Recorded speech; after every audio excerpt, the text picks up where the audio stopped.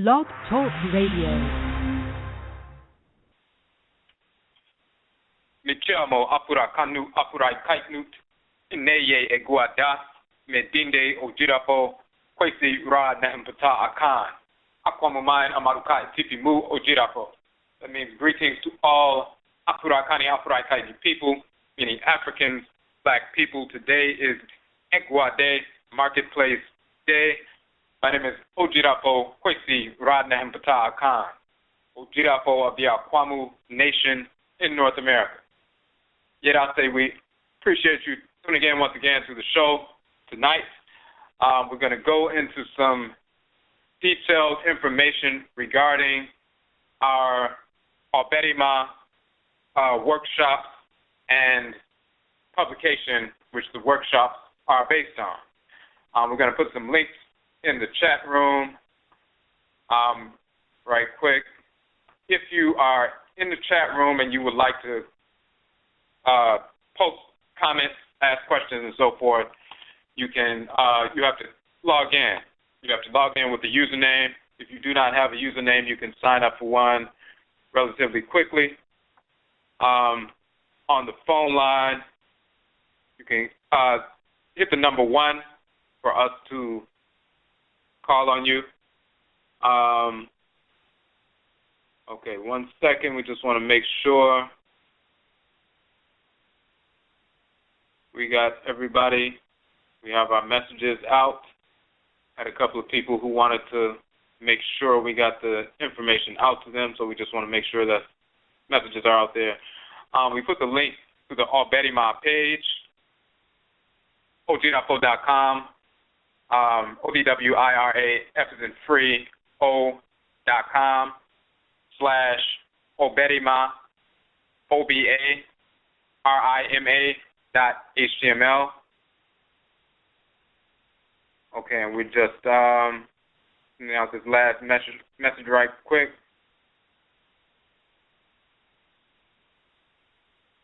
And we just a couple of seconds. We just want to make sure we got the message out.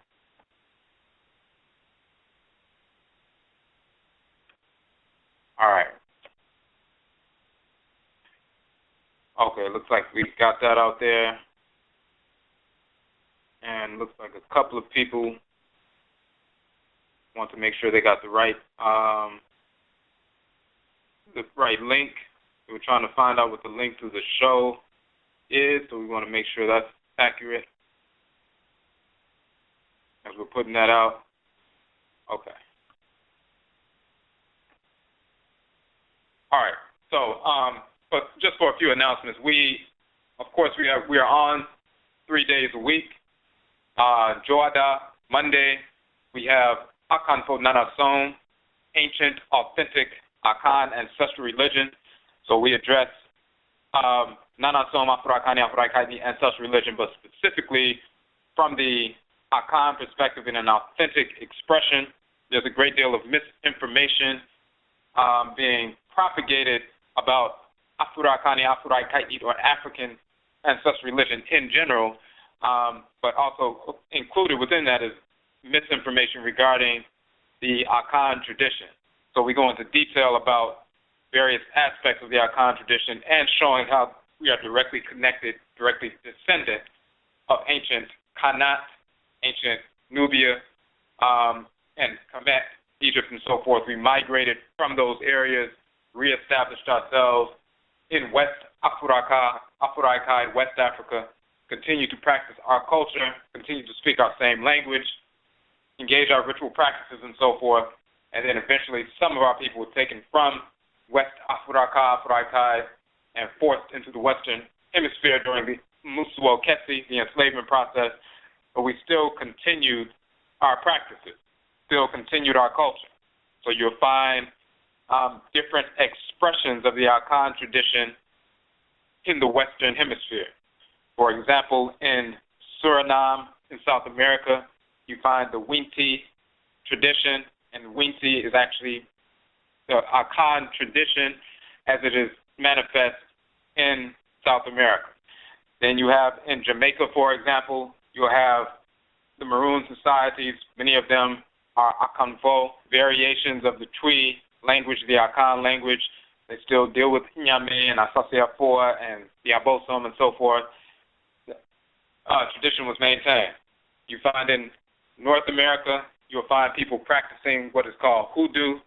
That is the Akan tradition at its base, at its root. Even the term hoodoo comes from the term ndu, an Akan tradition meaning medicine, also meaning to conjure. That's why hoodoo is also called conjure, but it's also called root work and root doctors and so forth.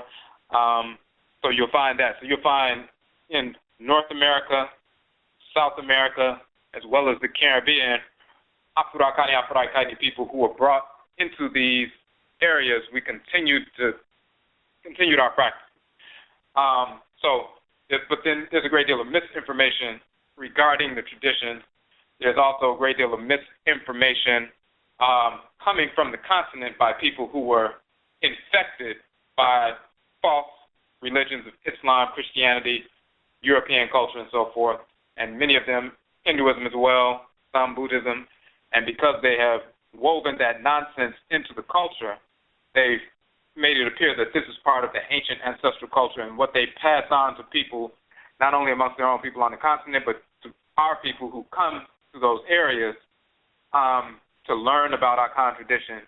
They get misinformation, and they bring misinformation back to North America and propagate that as though it's an authentic tradition, which it is not. So we go into detail about that with regard to language, ritual practice, the actual divinities, the abosom, and so forth.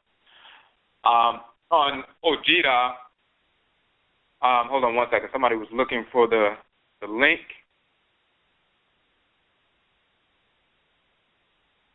Okay, I want to put this link in right quick. So the link is, if somebody emails you, it's blogtalkradio.com/Ojirafo. And, okay. I want to make sure it worked out. Okay, so then we get to the, so that's for Joada, that's on Monday. On Benada, Tuesday, we have Ojira. Ojira means purification. We always talk about Ojira. Purification operationalizes Nanasom. So we talk about Nanasom or Afurakani ancestral religion in general. That just cuts across the board. We focus specifically on the Akan tradition on Monday nights on Joada on that particular show because it's needed. Of course, we are Akan, so we focus on that. But then in general, for Afurakani people, no matter what ethnic group we are from, no matter where we are in the world as Afurakani people or black people, we deal with Nanasom in general, but we purify or we, address and address the misinformation regarding ancestral religion, culture, and ancestral nation building. We utilize texts from ancient Kanat, ancient Kemet. We show how you can find the same culture, ritual practices, cosmological foundation in the cultures, various cultures across the continent and wherever we are found in the world. We also clarify a number of different things with regard to culture, nation building, and so forth. So that's for Benada or Tuesday. And then, of course, on Akuada Wednesdays, we have Eglua Marketplace Day. Very often we have our guests on promoting their businesses, promoting their services, serving the community in a positive fashion, and also adhering to our ancestral values as well. So we're going to have a guest next week. So this week, what we're going to do is we're going to go over one of our services. I think at this point, as we looked over, this is the only service that we have not talked about that we provide so far. I think we've talked about everything else. We've talked about our publications, our softcover books, the free ebook versions. We talked about the Quadifo, the distribution, where people can become distributors. You can be an independent distributor where you just purchase our publications wholesale, and then you can sell them retail to your friends, family, coworkers, people you are connected with, people you are trying to get disseminate some information too. You'd be working for yourself, of course, to generate income for yourself, but at the same time serving the community in a positive fashion. So we talked about that. We talked about Guamukasa, our public speaking engagements as a service to the community, and our philosophical and cosmological approach to that piece. So we talked about that as well. We talked about our Amanihunu, overcoming transcarnational trauma, and talked about the trauma recovery alignment service, where we assist individuals who have gone through trauma, intergenerational trauma, transcarnational trauma, and so forth. Ritually, we talked about our Akumasa, substance abuse abstinence ritual method and program. Talked about Akuma Dine in that context as well, people overcoming the negativity of domestic abuse and so forth. So we talked about a number of our different services. The only one I think we have, and we also talked about Patasa Satem, and we talked about that the week before last. Last week we had our guest, Ma'al Keru, when she was talking about her book, What's in Your Womb, and the Het Ma'al called the Soul Psychic Fair that she convenes on a periodic basis. But the week before that, we talked about our service, Patasa Satem, which is an educational curriculum that we've developed for Afurakani adults to use, parents and teachers to use in the development of themselves, as well as Afurakani children and young adults. So the only piece that we haven't addressed on EGUA with regard to our services is the OBARIMA Afurakani Manhood workshops. So, and the book, which is the foundation of the workshops. So what we want to do is we put the link to the page for OBARIMA, and you can check that out. You can also, one check. Okay. You can also go to, when you go to the page, you can scroll through, and you'll see that the link to the softcover publication is on the page. We also have a couple of two-part video series where we go through the book.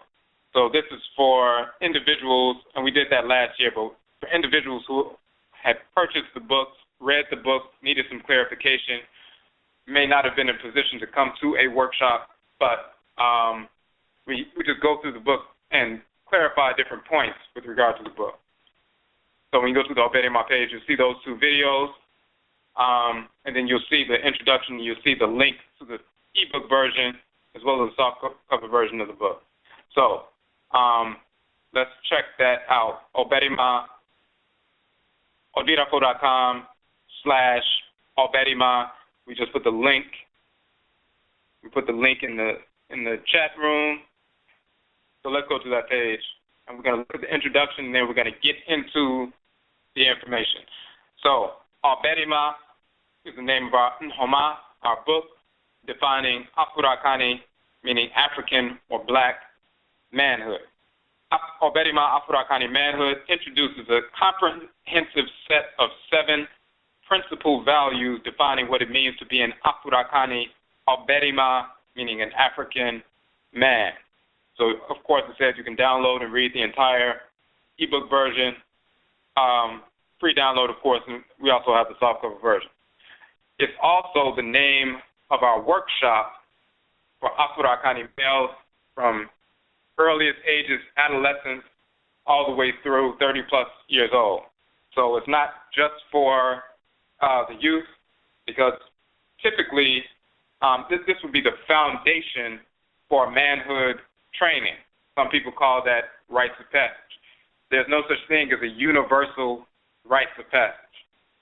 Every group has their own means by which every ethnic group on the continent, in our Afurakani ancestral clans, we have our own means by which we take our young men through manhood training, based on our culture, but also based on our specific clan, and it's particular to the different abosom or divinities, forces in nature that are connected to our blood circle that govern our clan, that plays a part in how we bring ourselves into the state of aw-beh, the state of manhood, because it's tied into what your specific function in the world is to execute, and the abosom that governs your head, the force in nature that governs you, whether it's a fiery force in nature that's assigned to you, or a cool, or one that deals with medicine, or whatever it is, your development or crystallization into aw-beh manhood is tied into that force in nature, and the manner in which you must approach that force that dwells within your head region based on your spiritual and genetic makeup.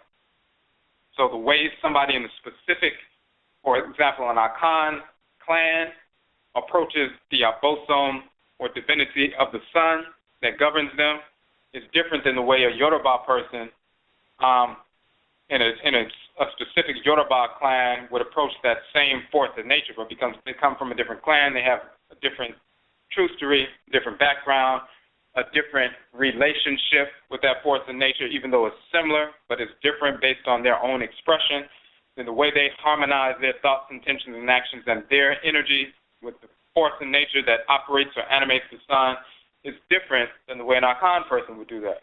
So therefore, the rites of passage or manhood training or womanhood training for a Yoruba individual will be different for an Akan individual. So there's no such thing as universal rites of passage. However, there are universal fundamental principle values of Afurakani manhood as well as Afurakani womanhood. And we touch on these universal principle values in this text. There are 7 principal values that we focus on. They are based on the abosom, the forces in nature that govern the 7-day week, which is a holistic cycle. The 7 days are governed by the sun, moon, and planetary bodies. Each day, because of the position of the earth in respect to and relationship to the sun, moon, and different planets, each day is governed by a different celestial body. The energy of that particular celestial body at a particular time of day is bathing the earth's energy and conditioning the energy of the earth. So that affects the planet and that affects us. And that's a 7-day cycle, and it keeps repeating itself. So because of that 7-day cycle, that governs that natural cycle, and those abosom that animate the sun, moon, and planets that govern that cycle, we get input from each one of those divinities in that cyclical fashion, or that cycle, and they contribute to these 7 principal values, and therefore it's a holistic system. There's also the notion of what is now called chronobiology. And chronobiology is dealing with the circadian rhythms found within the body, in the human body. It's matched with our biology.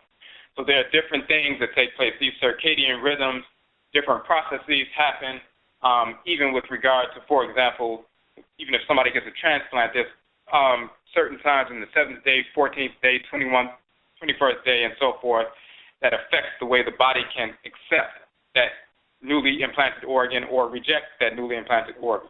But there are other cycles within the body that are governed by that 7-day circadian rhythm. And this is why they call that specific chronobiological cycle the circa-septon cycle, meaning about 7. Septon meaning 7. The circa-septon cycle is a chronobiological cycle that governs many processes within the body. Every 7 days, it repeats itself.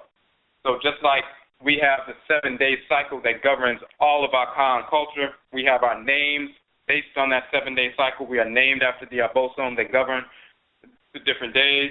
So and the solar, lunar, and planetary bodies that govern the different days. So, for example, if somebody is born on Benna Da, which is Tuesday, it is the day Da of the abosom or deity Benna.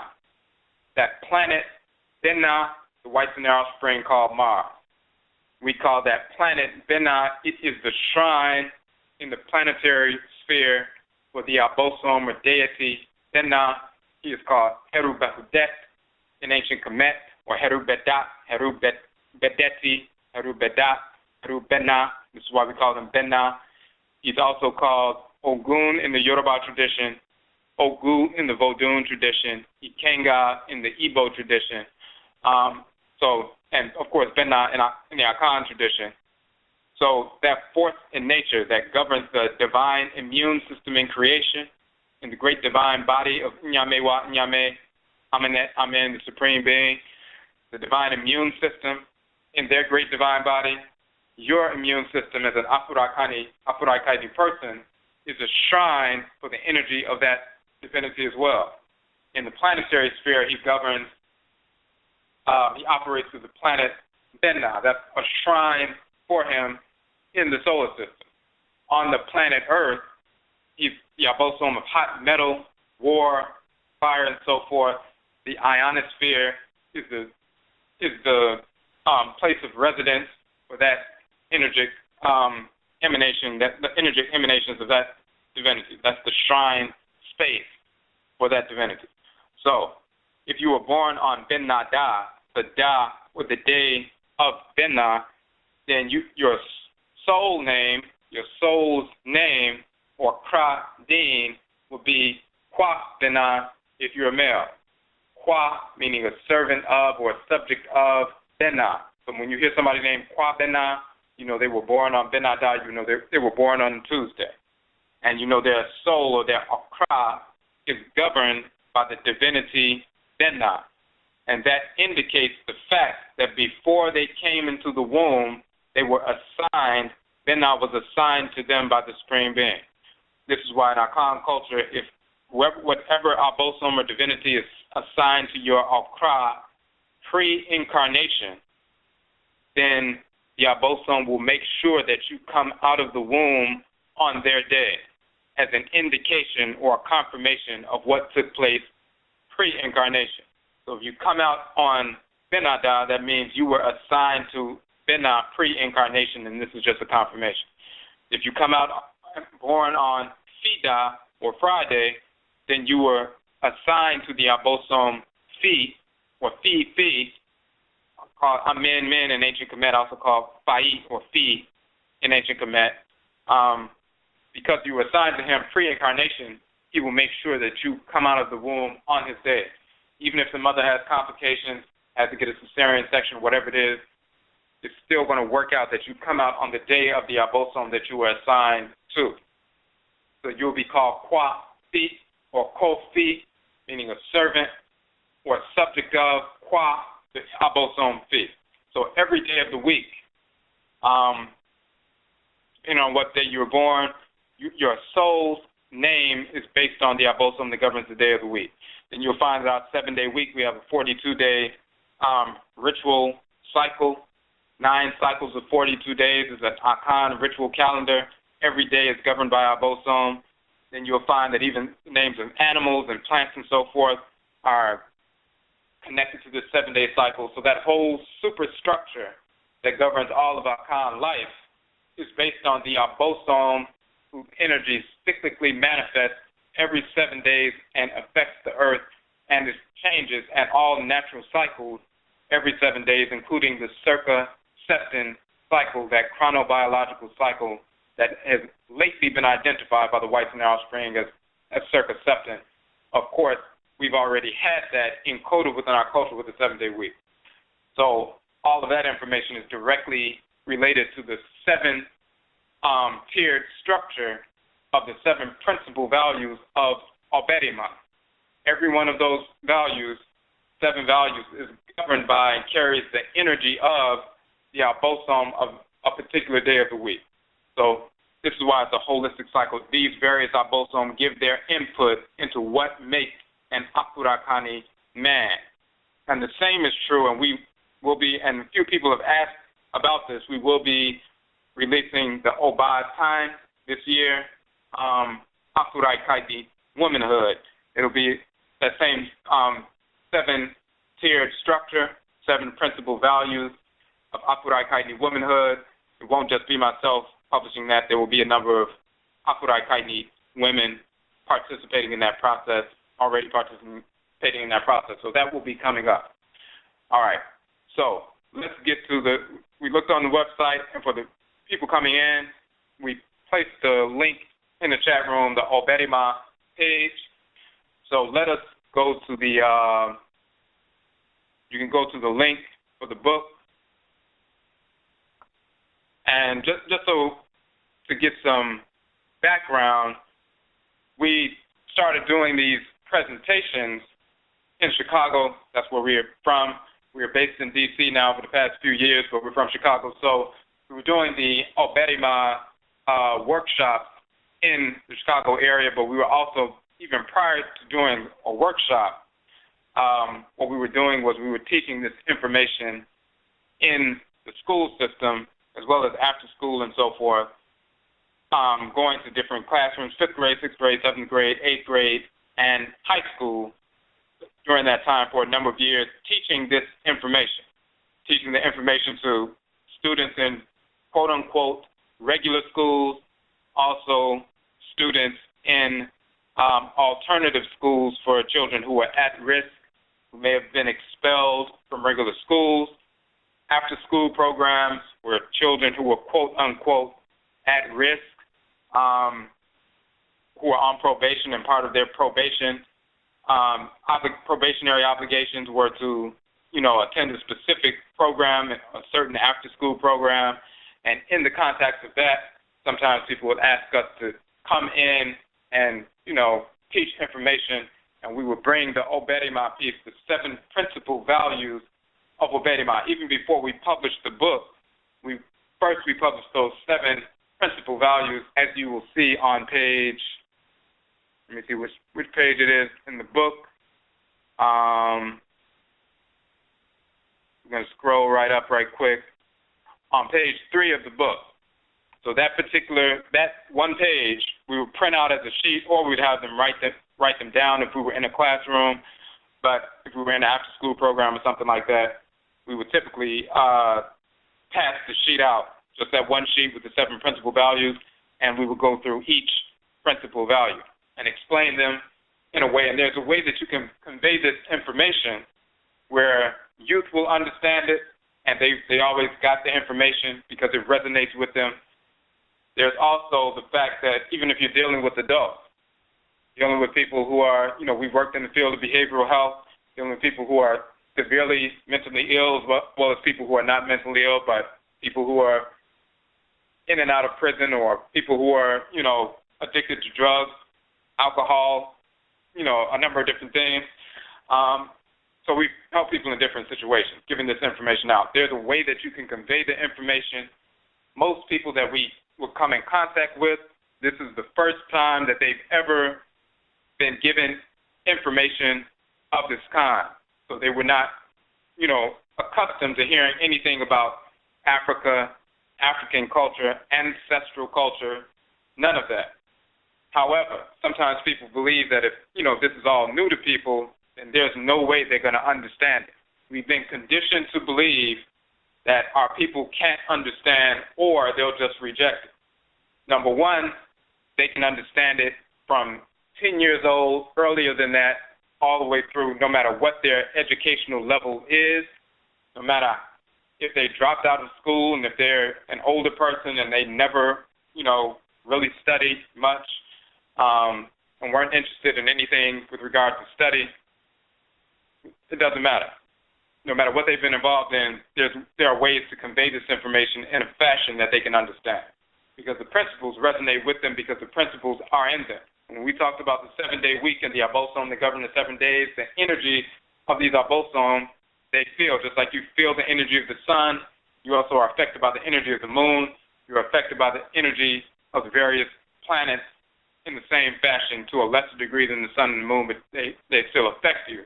So when we hit on these principles and awaken that within the person, they're already in tune with it, because it's something that's been going on within them all along. They just haven't awakened it or paid any attention to it. Number one, our people can understand. That's critical to know.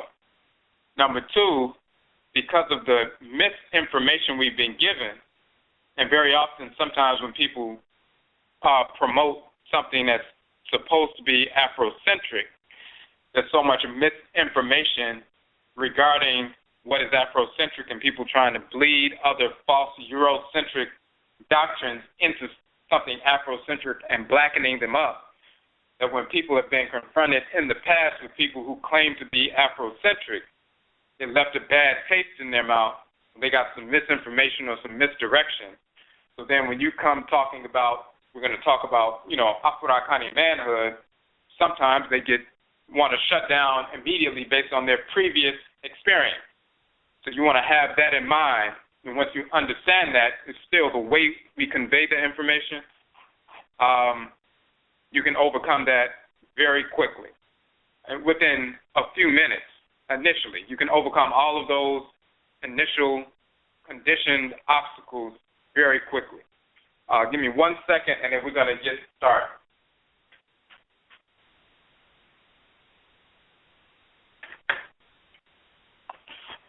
Okay, so again, this is the basis of, that's how it started out. Going into classrooms, after-school programs, and then also dealing with this information, not only with youth, but also with adults, behavioral health, in that field, in the human services field and so forth, and we've been able to effectively get this information out. We put the videos out because, of course, people can't always attend workshops. We put the book out, the ebook version of the text. We put it out for free. It's on the website, a couple of places on the website, on the OBARIMA page as well as the NHOMA page. The softcover version is only $9. When we do a workshop on OBARIMA Afurakani Manhood, every person that comes to the workshop receives a free copy of the book. Now, of course, that's something that even shocks them just up front. They're so used to people either dictating some information or selling them something. They come to our workshop, of course it's free, but then they receive a free book. But it's not just, hey, you have a free book. The book itself is a manual for manhood. It's their own personal manual on how to become and sustain their identity as an Afurakani OBARIMA. Every Afurakani man should understand and must incorporate these principal values of manhood. So they can have, because we put the book out for free, every Afurakani person, every Afurakani male anywhere in the world, they can access this information, whether they have a cell phone there in South Africa, or if they're in South America or any place in America, wherever we are, they have access to that. Most people never grew up with a manual about how to function as an Afurakani male or an Afurakani female. And what ends up happening is our people, in place of something like that, they give them the Bible or the Quran or some other foolish doctrine, which further just brainwashes and crystallizes that brainwashing within us. But we give this manual to our people so once they leave that workshop, they're clear on the principles, but then they always have something to refer back to. And then we put the videos out for people who've never come to a workshop, but they can, if they've studied the book, read the book, and so forth, they wanted some clarification, then they can go to the site and check out the 2 videos where we go through the entire book. So what we're going to do tonight is we're going to go through this information, show you how it can be conveyed. If you have any questions or comments, of course, if you're on the phone, just hit the number 1. If you are in the chat room, you can't comment as a guest. You would have to sign in with the username or create a username and sign in. Okay. So, and just so we would say, okay, there's one comment that's so true about the age and understanding the literature, because my 7-year-old explains it very well. With my 2 14-year-olds, absolutely shocking. So, yes. So even though when we would have a workshop, we focus on those who have gone through or have gone through that transition physically with regard to puberty, because that shift in energy is very key, of course. So we would start workshops from that age, we say around 13 through 30 plus years old, because many of our people, they never went through any form of manhood training or rites of passage or anything, and they can be 20, 25, 30, 35 years old and still have certain behavioral patterns and mindsets that they never let go of because there was never a sharp break from childhood. So there's a difference between the two hoods that people can live in. You can live in childhood or you can live in adulthood. And very often we're living in the hood, we're still back in the hood, meaning back in childhood. And somebody's 25, 30 years old and still thinking and operating in the old hood that they used to live in. So when you introduce adulthood, once people make that physiological shift, then there's an energetic shift as well. And then it's time for them to get a new set of values that they can focus on and incorporate in every aspect of their lives so their thoughts, intentions, and actions can be in harmony with divine order. That's the fundamental basis of being an Afurakani male.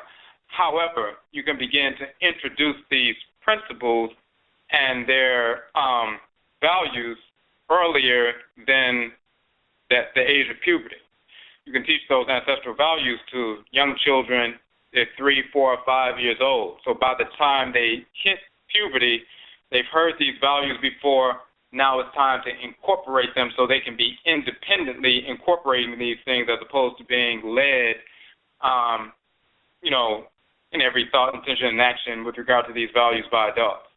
So, but yes, early ages, 3, 4, 5 years old, you can begin to, put this information out. You can let your children listen, for example, to the Kukutuntum, which is one thing that's very effective, is for those who have listened to the Kukutuntum, the ancestral jurisdiction, and you understand what it's like to listen to the information, the audio information, and how it affects your Sunsum, your spirit. One thing you can do, if you're in the car, you can save it to a CD or MP3 file, play it in the car while your children are in the car. If you're driving somewhere and the children fall asleep in the car, the information is still playing and it's going into their Sunsum, their spirit, that accurate information. When they fall asleep, you can play the Kukutuntum or other information like that while they fall asleep so it can get into their Sunsum so it can help, keep them grounded, even unconsciously keep them grounded. So, these principles are, open to the youngest ages. All right. So I just want to make sure. I saw we had a number of different messages. I just want to make sure people didn't have a problem getting back in. All right. So let's check out the book, OBARIMA. And the first part, briefly define Afurakani, just so people know, and we get into it as we're speaking, and dealing with identity. On the second page of the book, we give a short glossary for people who are just new to the book. Of course, Afurakani is the origin of the term Africa, and we have a book, a totally separate book, of the same title, Afurakani, the origin of the term Africa. Of course, the most ancient name of the Creator is Ra. The most ancient name of the Creatress is Ra'et. So Ra and Ra'et are the Creator and Creatress. They are servants of and subordinate to Amen and Amenet, the Great Father and the Great Mother, the Supreme Being. So the Creator and Creatress serve the Supreme Being. There's a difference between the Supreme Being and the Creator and Creatress. Just like there's a difference between you as a great being and then the life force energy that's moving through you that you direct to different parts of your body, including your reproductive organs, apparatus, to create a child. You direct that process. You are the great being and you direct your energy. Amen and Amenet are the great being and they direct Ra and Ra'et to create the universe. So the pseudo-religions black people who have invested themselves in the pseudo-religions, the fake religions of Islam, Christianity, Hebrewism, pseudo-metaphysics, Hinduism, all these different things, they don't understand that because they've been conditioned otherwise. So Ra and Ra'et are the Creator and Creatress. When they're the Great Spirit, when they move through matter, when the Spirit moves through matter, just like the Spirit entering your flesh, in terms of flesh, in ancient Kemet is Af, plural Afu, but Af also means house or place of residence, because your flesh is a house or place of residence. So when the spirit of Ra and Ra'at move through matter, they take on the title Afura, Afura'at. The first landmass that rose up out of the oceans of the primordial earth is called Ka and Ka'at, a male and female title. The male aspect is Ka, the female aspect is Ka'at, because we have that balance across the board. That's the term for highland or a mountain or a hill, Ka, or sometimes it's double Ka in the language of Kemet. And in the Akan, of course, in the Akan language, Kaka means a highland or a hill or a mountain. In the Yoruba tradition, Oke means a mountain, and so forth. So they're all derived from Ka or Kaka, a highland, a raised land. The first high land that rose up out of the ocean to become the first landmass of Earth was the first Ka and Ka'at. And when Afura moved through that first landmass, the spirit first invested itself in the landmass. Afura moved through the Ka. It became the land, the Ka of Afura, Afuraka, Africa. And the Ka'at of Afura'at, Afura'at, Ka'at. So we go through that quickly and we, briefly on that particular page. But then, of course, we also link to the website and we show that, we have the book, we have the publication dealing with that. All right. So let's go to the next piece. So on page 3, and this is the page, if you were sharing this information in a classroom, if you were sharing it in a group prevention or intervention, if you're just sharing it with a young person or an older person, even before giving them a book, if you just printed out this one page, and this is one page, you can give it to them, they can, tape it up on their wall, which many people would do. Tape it on their wall in the bedroom so they can see these 7 principal values every day. Giving them this page, we go through the 7 principal values, and there's also an acronym, as you can see. The first principal value is order. Recognize the divine order of creation, the balance of male and female. That's the first principal value of OBARIMA, or manhood. Balance. Establish that balance in every aspect of your existence. Arm yourself to defend the order and balance with your life. We're talking about physical armaments, waging war, but also intellectual, also chemical and biological, and various other forms, every form. Respect, continuously respect or review every thought, intention, and action, and harmonize each with the divine order. The divine order that you recognize in number 1, and then you established in number 2, and then you wanted to defend in number 3. Okay, and then insight, exercise proper insight in order to make proper judgments in life and achieve individual manhood. The only way you can exercise proper insight in order to make proper judgments is if you have done the previous steps where you continuously respect, review every thought, every intention, and every action, and harmonize each with divine order. When you're doing that on a consistent basis, all the time, then you can exercise proper insight in order to make proper judgments in life and achieve individual manhood. We say individual manhood because the next piece is marriage. Participate fully in the divine order of creation through uniting with the Afurakani female, who is your balance. That's key, of course, to Afurakani manhood. There's no faggotry in our culture. That's the whites and their offspring.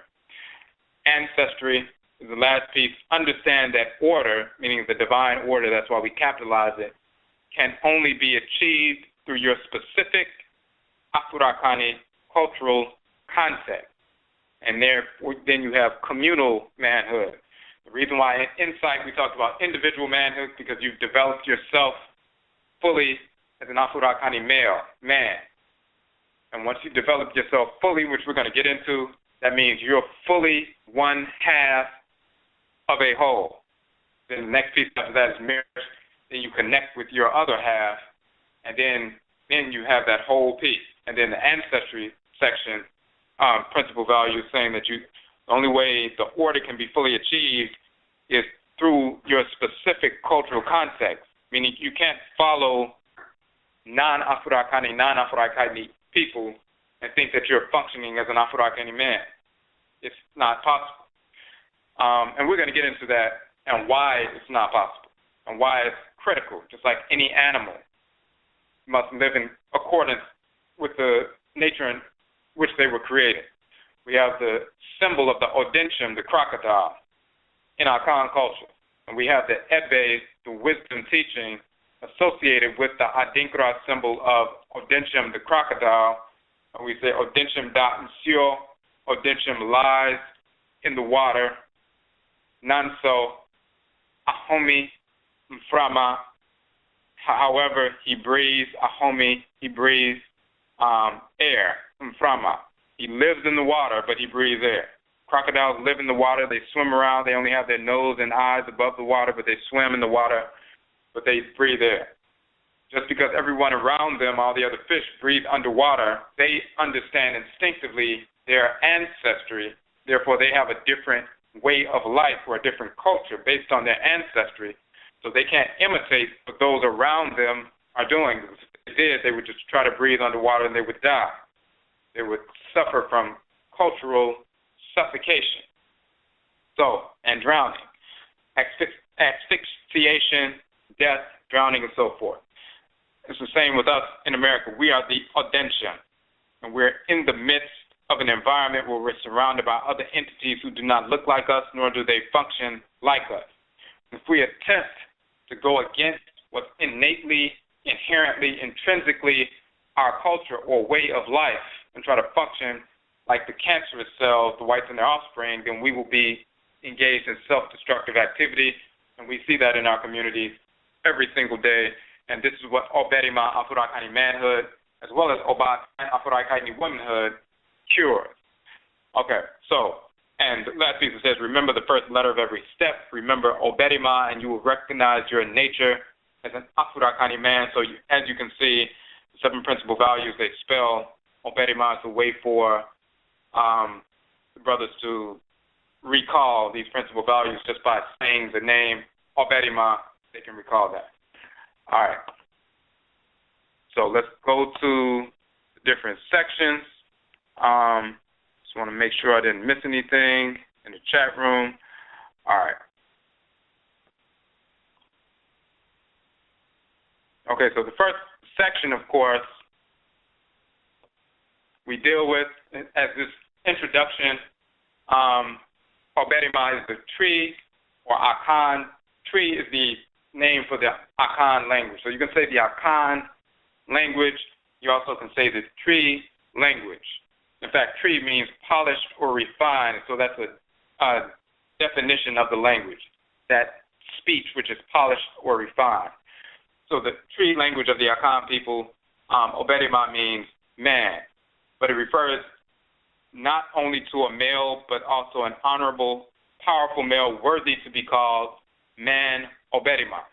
In Afurakani ancestral culture, our ancestrally inherited culture, and you'll see as you read through the book is speaking directly to the Afurakani OBARIMA, or man that is reading it. So it says, in Afurakani ancestral culture, our ancestrally inherited culture. Manhood is not defined only by age or biology. To be OBARIMA in the true sense, and this is key to the definition, is to recognize, internalize, and demonstrate through thought, intention, and action a specific configuration of principal values. These principal values stream from the divine and ancestral forces of manhood that define your spirit and shape your potential. So that's key. So we're going to examine that and unpack that statement so you can understand what you're giving to the males in your, in your circumference. Of course, people say, well, anybody can be a male, but it takes a man to raise a child and all that. Of course, that's true. And in the next paragraph, we say maleness is defined by biology. Adulthood is defined by age. So many of the young males have heard that. Many of the older males have heard that. But as far as what defines the adulthood, what defines the manhood, the key is to be OBARIMA in the true sense is to recognize, internalize, and demonstrate. Not enough to know. It's not enough to internalize and say, well, I got this knowledge, but you also must demonstrate. But first you must recognize what's real. Recognize, internalize, and demonstrate through thought, intention, and action a specific configuration of principal values. And these principal values, as we said in the beginning of the broadcast, these 7 principal values based on the aw-beh, the forces in nature that govern the 7 days of the week, but the 7 days of the week are governed by the sun, moon, and planetary bodies that govern our entire solar system and move in position cyclically every 7 days. So it is a holistic system, and every one of the principal values carries the energy of that solar or lunar or planetary orb in succession. So each one of the aw-beh forces in nature therefore contributes to those 7 principal values and gives their input and their energy into what defines an OBARIMA, an Afurakani man. So first, to be an OBARIMA in the true sense, you must recognize that, internalize it, and demonstrate through thought, intention, and action that specific configuration of principal values. And this is why the principal values, we say, stream from the divine, meaning the aw-beh, and ancestral forces of manhood that define your spirit and shape your potential. We said divine and ancestral forces. The divine forces, the aw-beh, which we say later, define your spirit. The ancestral forces of manhood shape your potential, because you come through a specific blood circle and you have the energy of a specific Patrick clan that you've carried for thousands of years in your blood circle. So this is the difference. It's more than just saying be responsible, be a good person, and so forth. There are principal values that come from the aw-beh and the NHOMA and Samafo, the deities and ancestral spirits connected to your blood circle in a specific cyclical form that can be extracted from on a daily basis. So we get into the maleness of biology. Adulthood is defined by age, yet there can exist an adult male who is not yet OBARIMA, an adult male who is not yet a man. This means that the individual has reached the age where his body is full grown, however, his character is not fully grown. This is a male who thinks and acts like a child. This is unnatural, unacceptable, and self-destructive to self and community. It is very easy to identify such individuals in the Afurakani community and the disorder they perpetuate. As an Afurakani male, when you embrace the fullness of your ancestry, physical and spiritual, you ascend naturally in harmony with your biological development to the position of OBARIMA. So it's, as you move along physiologically and you go through, puberty and develop fully grown, in a traditional sense, in a natural sense, you would naturally ascend spiritually in harmony with your biological development. If you have a culture, you are then and only then capable of participating in the natural divine order of which you are created to be a component part. You are then and only then capable of fulfilling your unique function in the world without creating or perpetuating disorder in the process. And then we say each day, and this is, we said if you have a culture, and this is why we're reintroducing that fundamental aspect of culture through this publication.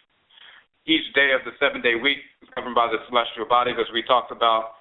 We talked about how we developed that calendar and recognized it thousands of years ago, and then we give the list. Sunday through Saturday, Akwesida, Joda, Benada, Awukuda, Yauda, Fida, Miminida, Sunday through Saturday. The aw-beh that govern each day, and the planetary body, Awusi, operating through the Oriya, the sun, Ajuwa operating through the Osrane, the moon, Benna and Abena, Heru Behudet and Sechima, Sekmet, Awusi and Ajuwa is Alsar and Alset, then Awuku and Akua. So Benna and Abena for the planet Benna or Mars, Awuku and Akua for the planet Awuku or Aku, Mercury, Yao, Ya, and Aba, which is Heru, Wachet and Nekabet, Shango, Oya, and Oba, and the Yoruba tradition, Hevioso, and Abejida, and Ayaba in the Vodun tradition and so forth, governing the planets Yao, Ya, and Ab as well. They have the same name, Jupiter, Uranus, and Neptune in English. Afi, who is Het Heru in ancient Kemet. She's also called Fait in ancient Kemet. This is where we get Afi from Akan, same name. Planet Venus, Oshun in the Yoruba tradition, Azili in Vodun. And then Amen Min, operating through the planet Saturn. He's also called Amen Min, or Min in ancient Kemet, often spelled M-I-N.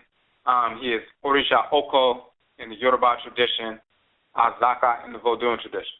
So these are the different planetary, solar, lunar, and planetary bodies that govern our system, our holistic solar system. These are the major abosom that govern these bodies, but then that's in the solar system. But on Earth, of course, they have their shrines as well. Alsar operating through the black soil substance, Adwa through the rivers, and Awuku Set through the red earth, Akua through the rainwaters of earth and so forth, and Heru through the core of earth, as well as the thunder and lightning and all of that, and Ya and Abba through the magnetosphere. So everybody has their, shrines on earth as well, and they also have shrines within our body. Now, what's the practical application of having 7 principal values connected to the sun, moon, and planets, dealing with these, principal values? What's the connection between the two? Are we just trying to be deep and metaphysical? It has nothing to do with that. It's a direct relationship. So the energy of Oriya, the sun, heats up your body and affects your emotions, thought patterns, and so on. When you get heated up, you're more aggressive, you're more extroverted, you move in a different fashion. It affects your emotions, your thought patterns, and therefore your behavior. The Osarane, the moon, also called the boson, has effects on the body, emotions, and thought patterns. And we get into this just like the moon, the Osarane, affects the rising and falling of the tides. The gravity of the moon affects the rising and falling of the tides on the planet. If your body is 70+% water, then it affects the rising and falling of your tides as well. And when your tides rise and you take in more moisture from the air when you're breathing and retain more moisture at some point, and other times you burn it all up, or when you take in liquids and you retain more water for one reason or another than at other times, then your tides rise as well. And when your tides rise and you're full of water and you're cooler, then you're more introverted. It affects your emotions. It affects your thought patterns. It affects your behavior. So we can see those two easily because we've been heated up before and we know how we act when we're heated up. And we've been cooled down before we know how we act when we're cooled down. But the same is true of the planets. Benna, Awuku, Yao, Ya, Abba, Afi, and Ameme. So-called Mars, Mercury, Jupiter, Uranus, Neptune, Venus, and Saturn. As they orbit the Oriya, the sun, and position themselves on their particular day to influence the gravitational field of Asase, Earth, they also influence the electromagnetic energy moving through your nervous system, which affects your organs, the way you feel, the way you process information, and more. So just like the sun and the moon have a major effect, the other planetary bodies have a similar effect as well. They're moving around the sun. They affect the magnetosphere of Earth. The magnetosphere is a field, electromagnetic field surrounding the Earth and permeates the entire planet. Just like we talked about yesterday, you have an electromagnetic field as well, and we're going to get into that.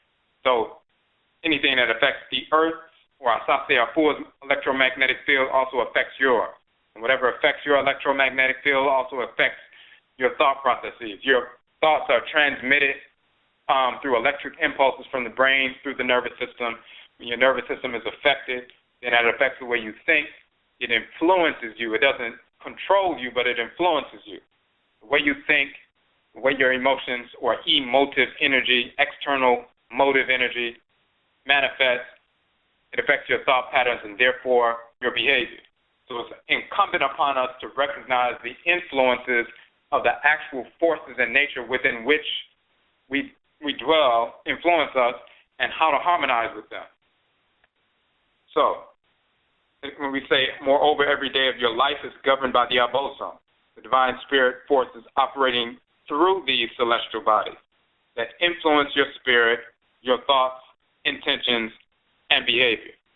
Afurakani ree-mah, Afurakani men understand the value of these spirit forces and constantly work to harmonize ourselves with them for the cultivation of ourselves, the development and preservation of our families and our people, and the eradication of disorder and its purveyor.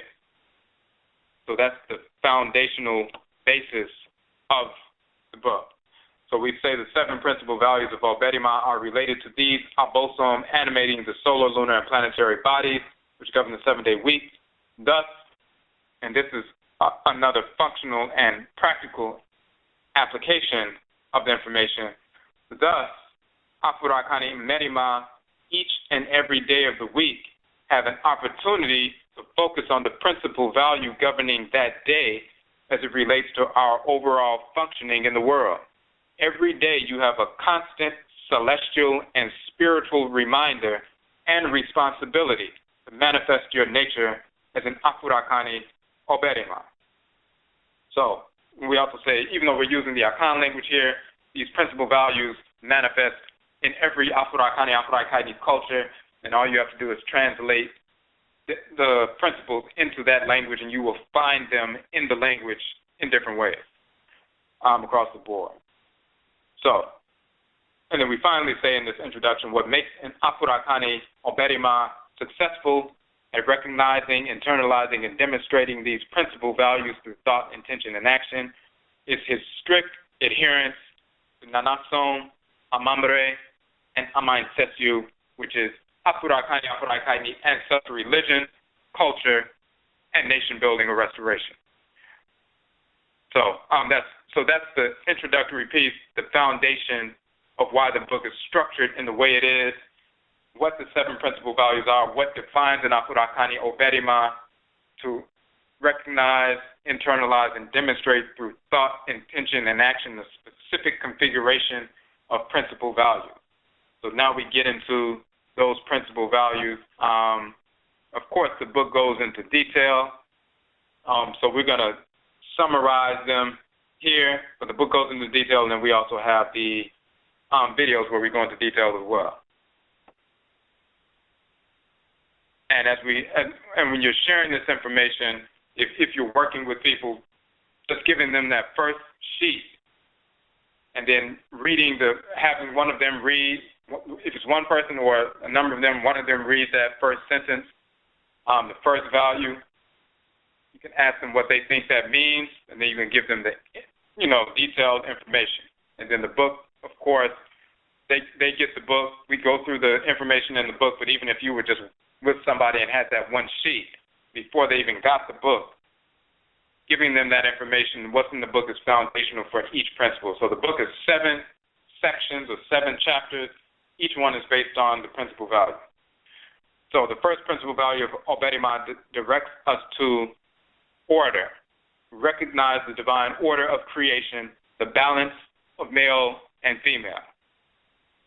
So we go into a great deal of detail talking about the nature of the balance of male and female. If you don't understand the order that undergirds all of creation, then every thought, every intention, and every action that you develop, that you sustain, and that you engage in is going to be imbalanced from the gate. So the order is key, the divine balance of male and female. We talk about the balance of the sperm cell and the ovum, that's the balance of male and female. We're talking about the foundation of physical, emotional, mental, cultural, and spiritual stability. How can you be stable if you're imbalanced? How can you be balanced if you don't recognize the balance of male and female? The foundational relationship that manifests male and female balance is the great father and the great mother, Amen, and Amenet, called Nyame and Nyamewa in the Akan tradition, called Lisa and Mawu and Vodun and so forth. So we introduced that notion instantly from the gate. There's a great God and there's a great goddess. Always has been. If they've heard the name Amen before, because the white snarl spring used the name and misused the name at the end of prayers, whether it's in Christianity and Judaism or Islam, it's Amen and so forth. They've heard that name, but they've never realized that these are actually two divinities, Amen and Amenet. And most of them have never heard of Amenet before, so we show a huge statue of Amenet. We also show a side view of Amen and Amenet together, standing together. Now, this is something that shocks them from the gate. We give names of Amen and Amenet, Nyamewa, Nyame, Komosu and Chukwu in the Igbo tradition, amongst the Senufo people, Kolotiolo, Patieleo, Lisa Mawu amongst the Fong, in Vodun and so forth. The great God and great goddess, two halves of the divine whole, who function together in complementarity. Complementary opposites, never in conflict. Amen was not first, and then Amenet comes later. Amenet was not first, and then Amen comes later. Neither one is superior to the other. They have always been. So we show that, and that's the first piece. And then we also talk about balance seen in the creator and creatress, the goddesses and the gods, the ancestresses and the ancestors, earth and sky, fire and water, exhaling and inhaling, action and inaction, night and day, death and birth. The opposite of death is not life. The opposite of death is birth. You are born, that's an event. You live in the physical world. Then you go through the gate of death, and you live in the spirit world. And then you reincarnate through the gate of birth, and you live in the physical world. So life is continuous. The opposite of death is birth. So, and that's key. There's also the balance of consumption, digestion, and elimination. Waking and sleeping, accepting and rejecting. And we also talk about law, which is the same word as love in our culture, and hate. Two halves of a whole. Law and hate, or love and hate. Hate is divine. Law or love is divine. Those are two halves of a whole. We deal with that later on in the book. But then we also, a very critical piece is order and non-order. It's crucial to understand that order and non-order are the balance of one another. And this is why it's critical. One can have some clay that is in an unformed state, is non-order. Then you can order that clay into pots and jars and everything. It went from a state of non-order to a state of order. That's the balance. When somebody comes along and destroys your pot and breaks it up and its pieces scattered all over the floor, that is disorder. That is the perversion of the order. It's not the balance of the order. We need to recognize disorder as the perversion of order, but not the balance. The whites in our spring try to teach that disorder, good and evil, two halves of a whole, so you always need evil, and therefore you can't be against evil, because then if you're against evil, you're against half of the divine creation, and therefore this fake cosmology they're giving you is just giving them a place in your life. You won't seek to eradicate them and their influence in the world if you think that God, quote-unquote, put them here as part of the divine balance of good and evil, and some nonsense like that. But when you understand that disorder, or quote-unquote evil, is perversion of order, and the balance is only non-order, you recognize that quote-unquote good and evil haven't always coexisted. When the earth was being formed, planets, sun, moon, stars being formed, plant life, animal life, mineral life is being formed, that was all good. The good and the word order is the same concept. So whatever has been ordered by the Supreme Being is also quote-unquote good. Where was the evil for millions of years? If good and evil are part of divine concepts that have always been and are part of the divine continuum of creation. That comes from idiots who study the pseudo-cosmology of the whites and their offspring, pseudo-esotericism. They start falling into this moral relativism, and once you get to a higher level of consciousness, there is no good and evil. That's pure stupidity, and it comes directly from the whites and their offspring. It's a political ploy to get ignorant Negroes to buy into that so that we won't recognize the whites and their offspring as the cancerous cells that they are, that should be slated for destruction like cancerous cells in your body. If they can make you believe that their cancerous nature is part of the divine order, then you won't seek to overthrow them. You'll just accept what they're doing. That's why you need to understand acceptance and rejection, divine law or love and divine hate. You have an immune system, lymphatic system, which is the hate vehicle in your body. It preserves the integrity of the divine order. So that's why order and non-order is key. So we go into that. And we talk about what the nature of what is good. What is good is that which is created. The opposite of what is created or good is that which has not yet been created. So the balance of that which is created by the Supreme Being is that which is not yet created. The unformed clay is the balance of the formed clay. The broken up pot is a perversion of the formed clay. That's an anomaly. That's an aberration, but it's not a balance. It's not complementary.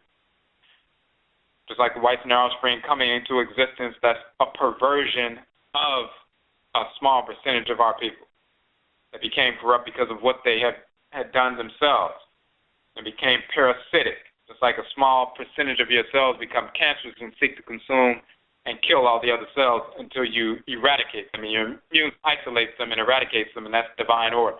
That's divine rejection, divine hate or rejection, which preserves the integrity of the body. So we go into all of that because that's key. The balance of the Afurakani male is the Afurakani female. The balance of the Afurakani female is the Afurakani male.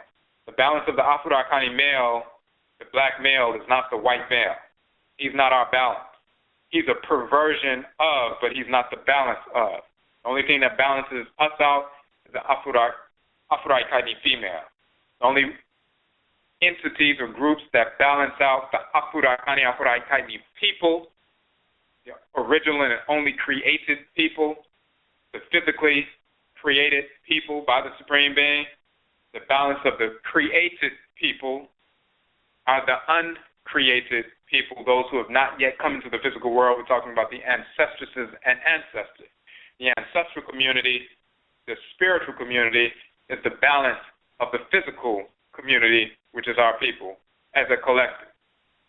The balance of us are our ancestresses and ancestors. The whites and their offspring are not the balance of black people. They are perversion, parasitic perversion of a small percentage of some black people.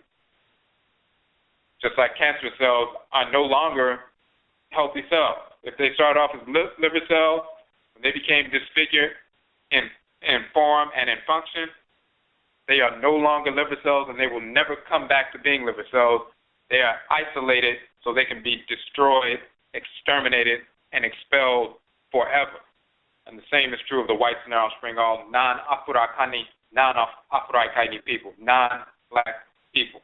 Doesn't matter if they're Asians, Hispanics, Hindus, Arabs, European, American, whatever it is, pseudo-Native Americans, and so forth.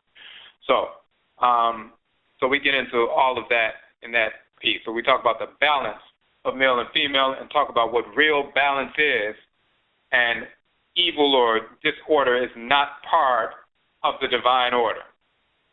So that's key. And instinctively, once our people hear that, they understand its reality. So, and the last piece is we talk about aw-beh. Aw-beh is a Triakan term which means perception, recognition, understanding. When the Oriya or the sun rises, it illuminates what was in darkness. This is a natural process. Darkness and light balance one another like the black substance of space, which is a black plasma, dark energy, dark matter. We call it Ka and Ka'et. In ancient Kemet, the divinities Ka and Ka'et. Darkness and light balance one another. The rising of Oriya, the sun, allows us to recognize, perceive this reality, and Awusi, the male abosom, operating through the Oriya, or ree-mah, therefore allows us to perceive the reality of male-female balance so that we can move to execute our function in the world properly. It makes aw-beh perception possible. And Afurakani OBARIMA understands the critical distinction between darkness and blindness. Darkness is natural. Blindness is a perversion. And Afurakani OBARIMA is not blind culturally, politically, nor spiritually. He is not blinded by darkness, and he is not blinded by the light of truth. He accepts both in balance and advances. So that's key. So that dispels misinformation. All right, so we're going to move to the next section. The second principal value of OBARIMA directs us to balance. He established that balance in every aspect of your existence. So first, you have to recognize the divine balance of male and female, starting off with the Supreme Being, how it manifests in your body, inhalation, exhalation, digestion, consumption, male and female balance, work, rest, action, inaction, all the various aspects of your being. You recognize there's a balance starting off with NHOMA wa NHOMA. You see the balance in everything in creation.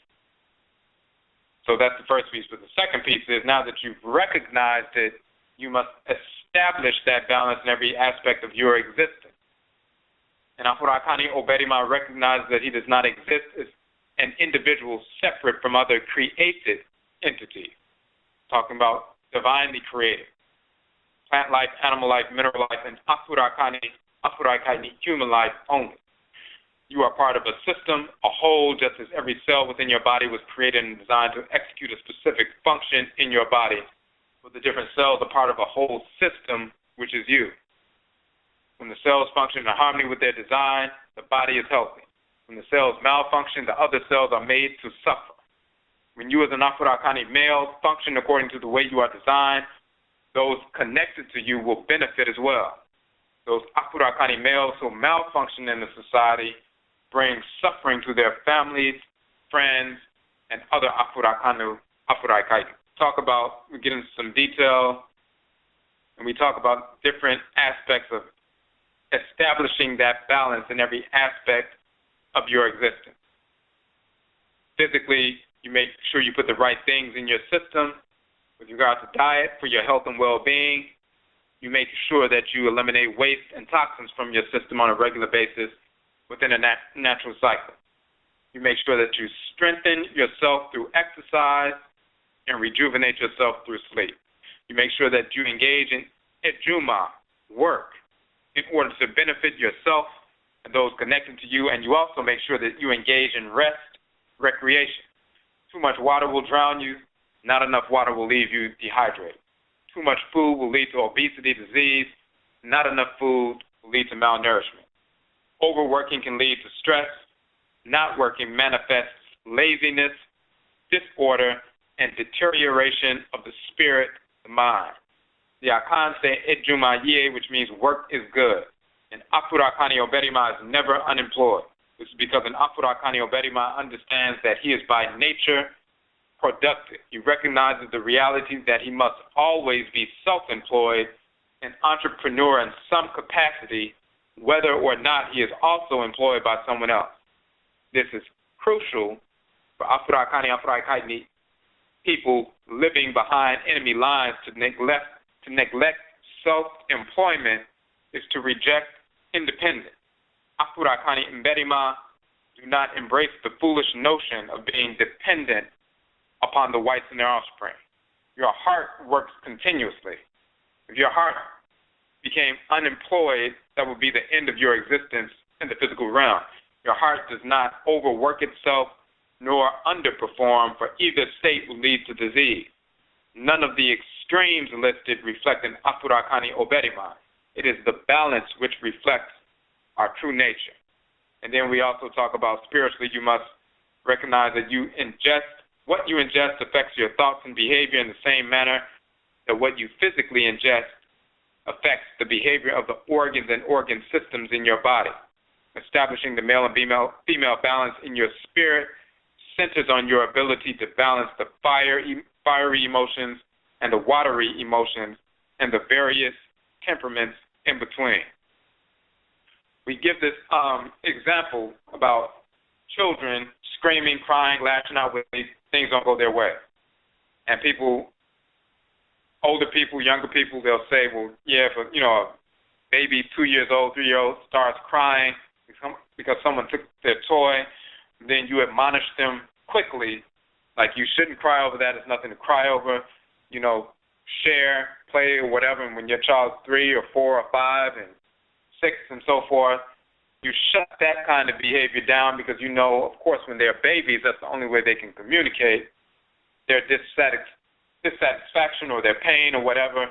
If they're hungry, if they're sleepy, if they're in pain, if something is going on, then the infant will cry. That's how they communicate. And we learn the difference between the cry, sound. But once they get older, of course, they don't have to operate in that fashion. That's immature. But then somehow when we become adults and we are still living in our old hood, meaning childhood, because we haven't moved into adulthood, then we start saying, when we start crying or screaming or hitting people because something doesn't go our way, we're just upset because they didn't do what we wanted them to do, then we say, well, I'm just being human. Now, you can't tell your 5-year-old that they're being a baby because they're crying because they don't get their way, and then at the same time say when you do it as a grown male or female that you're just being human.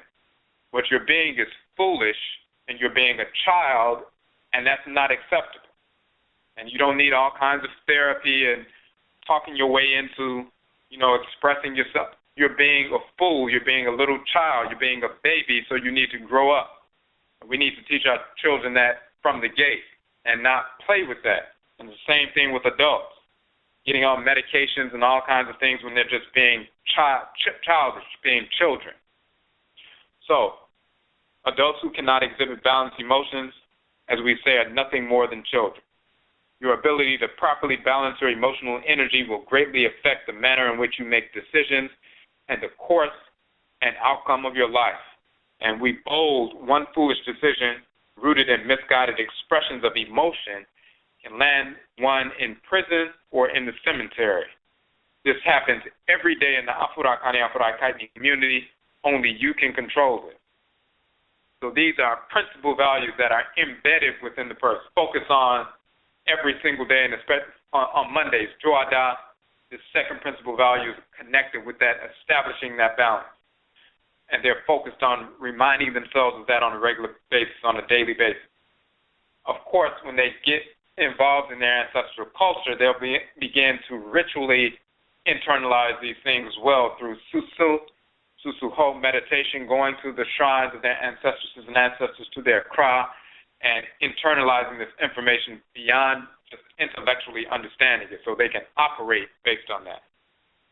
So they can program their spirits with this information so their spirits and their behavior can run off of that program as opposed to the conditioning they've received elsewhere. Okay. So, we talk about also when you establish the various manifestations of your emotional energy, you'll be able to recognize the physical, mental, intellectual, spiritual assault being waged against you daily from the society of the whites and their offspring.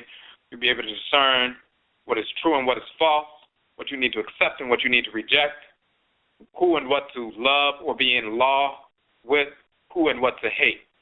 Through ritual practice of NHOMA, you must ground yourself. Then this leads to aw-beh. Once you get to that point where you've grounded yourself, you balance your body, you balance your emotional energy, you balance your spirit and mind, you are now capable of connecting with other individuals who have balanced themselves as well, and then begin the process of aw-beh, which is nation building. And so we go through 7 principal values of nation building. Methods of food production and preservation, methods of curing disease, military structure, defense and security, the institutionalization of values by establishing institutions, methods of governance and jurisprudence, constructions of homes on acquired land, manufacturing of clothing. So these are 7 different principal values of nation building. And we did a video on this, so we don't have to go through it in detail, but we introduced these things and we discussed it with the individuals who we're given these workshops and so forth, or when you're sharing with an individual. Each one of these 7 principal values of nation building are also connected to the aw-beh that govern the 7 days of the week. This is why for the third one, the military structure, of course, if you have a nation, you have to be able to defend it. So you need a military structure, defense, security. That's the third principle connected to the third day, which is aw-beh, which is ree-mah, sechima, the immune system, lymphatic system, the defense or military structure in your body, and they also govern wartime warriors, police structures, and so forth. So that's just an example of each one of these 7 principal values of nation building is connected to the aw-beh that govern the 7 days of the week, so they all give their input on what determines what is true nation building in a holistic. As an Afurakani OBARIMA, we are compelled to participate in the process of nation building in all of these areas. Compelled. Once you balance yourself, you're compelled to engage in nation building. Nobody has to convince you intellectually that you need to be engaged in nation building. One of the flaws in just teaching something intellectually, like some people may teach Pan-Africanism or teach Afrocentrism and so forth, but if you're not inculcating the values ritually within someone, then they're not going to be naturally compelled to engage in the nation-building process. Some people will go along with intellectualism because it sounds good, it feels good, and they want to feel like they know something, but that wears off after a while for some people. For other people, if they just have egos or they're insecure or feel inadequate and they want to create an identity, they'll memorize as much information as possible and just regurgitate and intellectually engage in discussions and talk a lot of nonsense for years, but nothing results in development. When you inculcate these values ritually, then you stimulate within the person, within their kra, as a matter of fact, their soul, their divine consciousness, that aspect of the kra, the she and shebia, which compels them to execute their divine function in the world.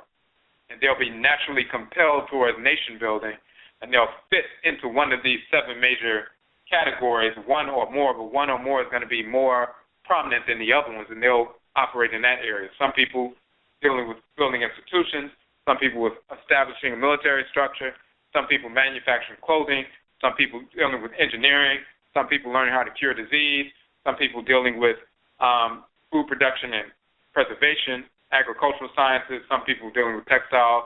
Whatever you're naturally inclined to do based on the aw-beh that govern you and the kind of energy that governs you, you have that slot that you can attune to.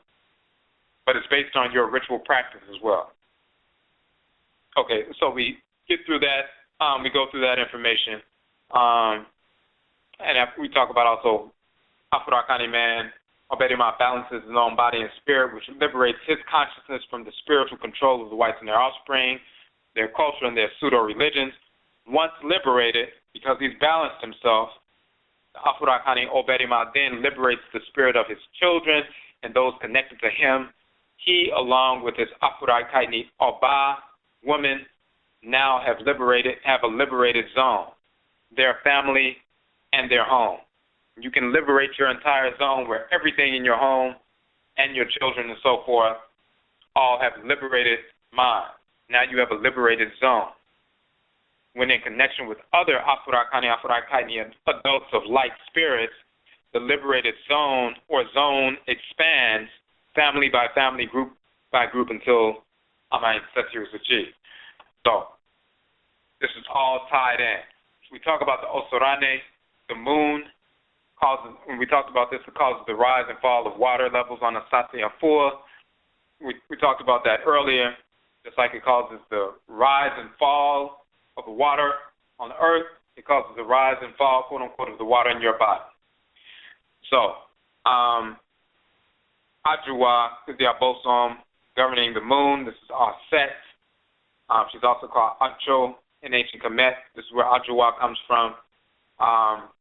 In fact, the title for one of the titles for the moon in Kemet is spelled Ya, I-A-H or Y-A-H. In Coptic, it becomes Yo, I-O-H, yo, and then Akan is jo, and joa, da, is the da, day of ajo, or jo, but jo also means to cool. And the abosom operating through the moon is ajoa, female, to cool, attractive spirit force of the Osorane, the moon that brings coolness. Ajo is the male, which is Asar when he operates through the moon. So when we say when the tides fall, when the water tides fall, the Afurakani, OBARIMA is not given over to being misguided in his aggression. He is not dominated by frustration nor a misguided anger. His anger is properly guided to protect himself and his oman. His fire is motivational and propels him to build, to overcome obstacles, to succeed. When we talk about when the tides rise, within the Afurakani OBARIMA, you get full of water, the moon pulls on you, you get filled up with water, cooled out. When the tides rise, the Afurakani OBARIMA is not given over to being full and feeling depressed, upset. He takes advantage of the deepness of the water. He goes, quote unquote, under, becomes contemplative, meditates, studies, prepares himself for what he needs to build to accomplish. So when you're in a cool period, an introverted period, you don't fall into depression or frustration or being upset and all that other stuff. You take advantage of that coolness and you go understudy, meditate, fortify yourself so that when you come out and when the tides begin to fall and that there's more fire, then you're not misguided in your anger and expression. You utilize that anger in a motivational fashion to build, to create, and to defend. All right, so let's go to part 3, and we want to, if there are any questions, of course, you can post them in the chat room. So this is how, all the chapters are. They're structured like that. You deal with the principal value, breaking down what the principal value deals with, and also the energetic effect on the person and the thoughts and behaviors and how we need to harmonize with that. Okay, so the third principal value of OBARIMA directs us arms. Arm yourself to defend the order and balance with your life. Every African individual born in America is born behind enemy lines. And Afurakani OBARIMA recognizes the reality that we are engaged in a protracted war with the whites and their offspring, which has continued for over 12,000 years and will continue until we make them extinct. You have inherited a war. You were born into a war zone. That's a reality. For somebody to pretend like they're not born in a war zone is insane. But when you balance yourself, you recognize that in reality. We say in the so-called Iraq war, it is suggested that over 4,000 Americans died by the 5-year mark. Just in 5 years. 47,000 Afurakainu in the United States alone die every year from smoking-related cancer. That's approximately 235,000 in 5 years, nearly 6 times the amount of casualties connected to the so-called Iraq war's 5-year mark. Realize where the real war is. It is being waged against us. The whites and their offspring claim to have been looking for chemical and biological weapons of mass destruction in Iraq. Of course, the whites and their offspring flood our communities with cigarettes, cigars, marijuana, alcohol, crack cocaine, heroin, and various other drugs. These are chemical and biological weapons of mass destruction being used by them as chemical and biological warfare against us. Now, we go into some detail about the enslavement process, how many millions of our people were enslaved, 5 million plus people enslaved in North America over the course of 350 plus years, but there are 5 million black people in America right now who are hooked on cigarettes.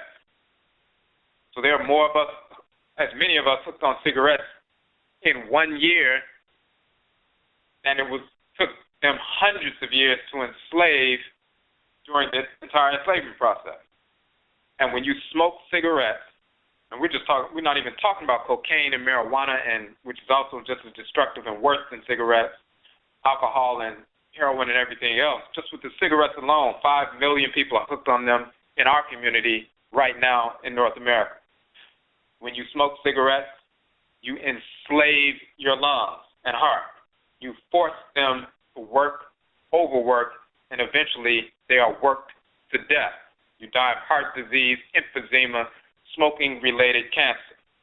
You enrich the whites and their offspring while you're killing yourself at the same time. The same whites and their offspring who owned the tobacco plantations and forced our people into enslavement so we could pick tobacco before cotton became the number one cash crop. Those same Akiwadiefo spirits of disorder, the whites and their offspring, their grandchildren still own those same tobacco plantations that our people were standing on picking tobacco. They own the cigarette companies. So when you go pick tobacco products off of the shelves of the convenience store, you're still picking tobacco. You're still empowering the whites and their offspring, giving them money, making them rich, enriching them, and you're killing yourself and working yourself to death at the same time. You are still on the plantation. You're still picking tobacco. You're still enriching the slave master, and you're still working yourself to death and being separated from your family prematurely. Just like we were sold off from a plantation, children taken away, adults taken away. When you die from smoking cigarettes that have been given to you by the whites and their offspring, you are separated from your family prematurely by the whites. And when you purchase the cigarettes, you typically are purchasing them from white Arabs, Asians, and so forth. They are the middlemen who capture us as customers and deliver us to the European whites. And they work together, and we enrich both of them while we're killing ourselves. The Arabs and Asians were enslaving our people before the Europeans got involved. Once the Europeans got involved, the Arabs and Asians became middlemen. The same groups doing the same thing over hundreds of years. We need to recognize that all of them, without exception, living in the past and yet to be born, are our absolute enemies. Male, female, children, zygote, all of them. Deceased, living, it doesn't matter. We're in a war zone. We're engaged in a war with the whites and their offspring. They are waging war against us on every level: chemical and biological, genetically modified foods, environmental racism, dumping waste in our communities, in the water systems. You don't want to drink tap water in a black neighborhood, no matter where you are in America. They create things that are directly destructive to our melanin content so that they can consume certain foods or certain drugs, and it only affects them in a very insignificant way, but totally destroys us. They understand that melanin binds with marijuana, binds with crack cocaine, binds with heroin, these various other drugs, and they know we get hooked quicker and stay hooked longer because we have a higher melanin content, and those drugs bind with melanin. So they flood our communities with that consistently on a daily basis. They work in the Centers for Disease Control, National Institutes of Health, constantly creating various forms of, chemical warfare, whether it's through the food, whether it's through different agents, viruses, whatever it is, constantly. And some of us are foolish enough to believe that they would never do anything like that, and they're doing that on a regular basis with other chemical agents. But the very obvious one, they're actually selling to you, making sure that your children, as well as you, are getting hooked on cigarettes. Millions of our people, 5 million people hooked on cigarettes right now. They know just the fact that they will put a Surgeon General's warning that, hey, there's a warning, if you smoke cigarettes, it can be destructive to your baby if you're pregnant. If you smoke cigarettes, you may develop lung cancer. If you smoke cigarettes, you may develop emphysema. If you smoke cigarettes, you may develop heart disease. They put the warning there, and then they sell it to you and charge you for it and raise the prices. So they're telling you, this is a product that will kill you. Here, purchase it. And they subsidize tobacco farmers so they can produce these products on a regular basis. They heavily market them in our communities, and when you look at the difference between advertising to our people and theirs, whether it's cigarettes and alcohol and everything else, you see it's a higher percentage with us. And we deal with casualties of war in this piece, showing that they will get rid of a few of their people so they can get a large majority of our people. If you have a 5-to-1 ratio, as we talked about before, with regard to advertising, for example, alcohol, a 5-to-1 ratio in dollars for alcohol advertisements in the black community with regard to the white community and magazines and so forth, that 5-to-1 ratio, they will calculate with regard to casualties of war. So if you have 5 times as many, if you have 20 black people in a room, 20 white people in a room, for every 5 black people who die, only 1 white person dies. That's a casualty of war with regard to them. So if 5 black people die because they fell into, the trap of drinking alcohol because of these advertisements on television and movies and magazines and so forth, you have 20 people, black people in a room, 20 white people in the room. 5 black people die and 1 white person dies. Well, now you have 15 black people in the room and you have 19 white people in the room. 5 more black people die, 1 white person dies. Now you have 10 black people in the room, you have 18 white people in the room. 5 more black people die, 1 white person dies. You have 5 black people left in the room and you have 17 white people left in the room. 5 more black people die, 1 white person dies. Now you have no black people in the room and you have 16 white people left. If you expand that to millions, you see they don't mind giving up, 4 of theirs when they can wipe out 20 of ours. They don't mind giving up 4 million of theirs if they can wipe out 20 million of ours, if they can get rid of a handful of theirs so they can exterminate all of ours. Those are casualties of war as far as they're concerned. They don't mind putting a few of their people on the front line. Hey, smoke some cigarettes. Let the Negroes see you smoking. So when they see you smoking, they'll say, oh, well, this can't be something that's targeted at us, or else they wouldn't be selling it to their own people. Surely they don't have something against us, so we'll smoke too, because it must not be bad for you, or else they wouldn't sell it to their own people, because we don't recognize their concept of casualties of war. They will eliminate some of their own so they can get to the majority of us.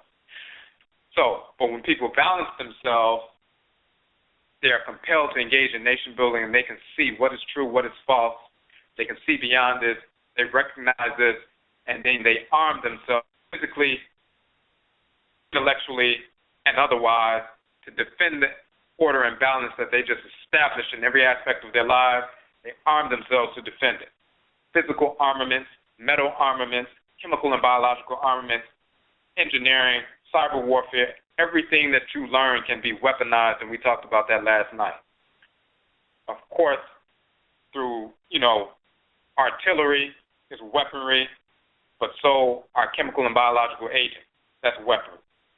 Cyber warfare is weaponry. Intellectual warfare is weaponry because they're brainwashing the minds of our people.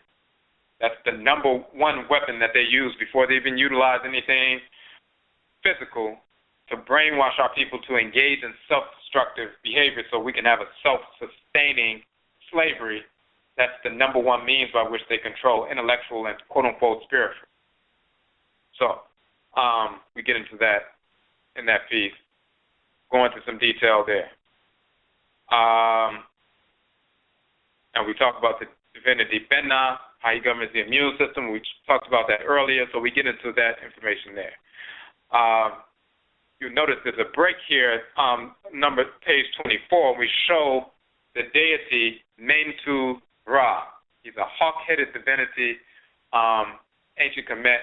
He governs the adrenal glands, that force within us. When you have adrenaline, that shot of adrenaline, when you need the fight or flight, piece, that shot of adrenaline that fires you up, that's the physical seat or shrine of Manhood or Manhood Ra in the body.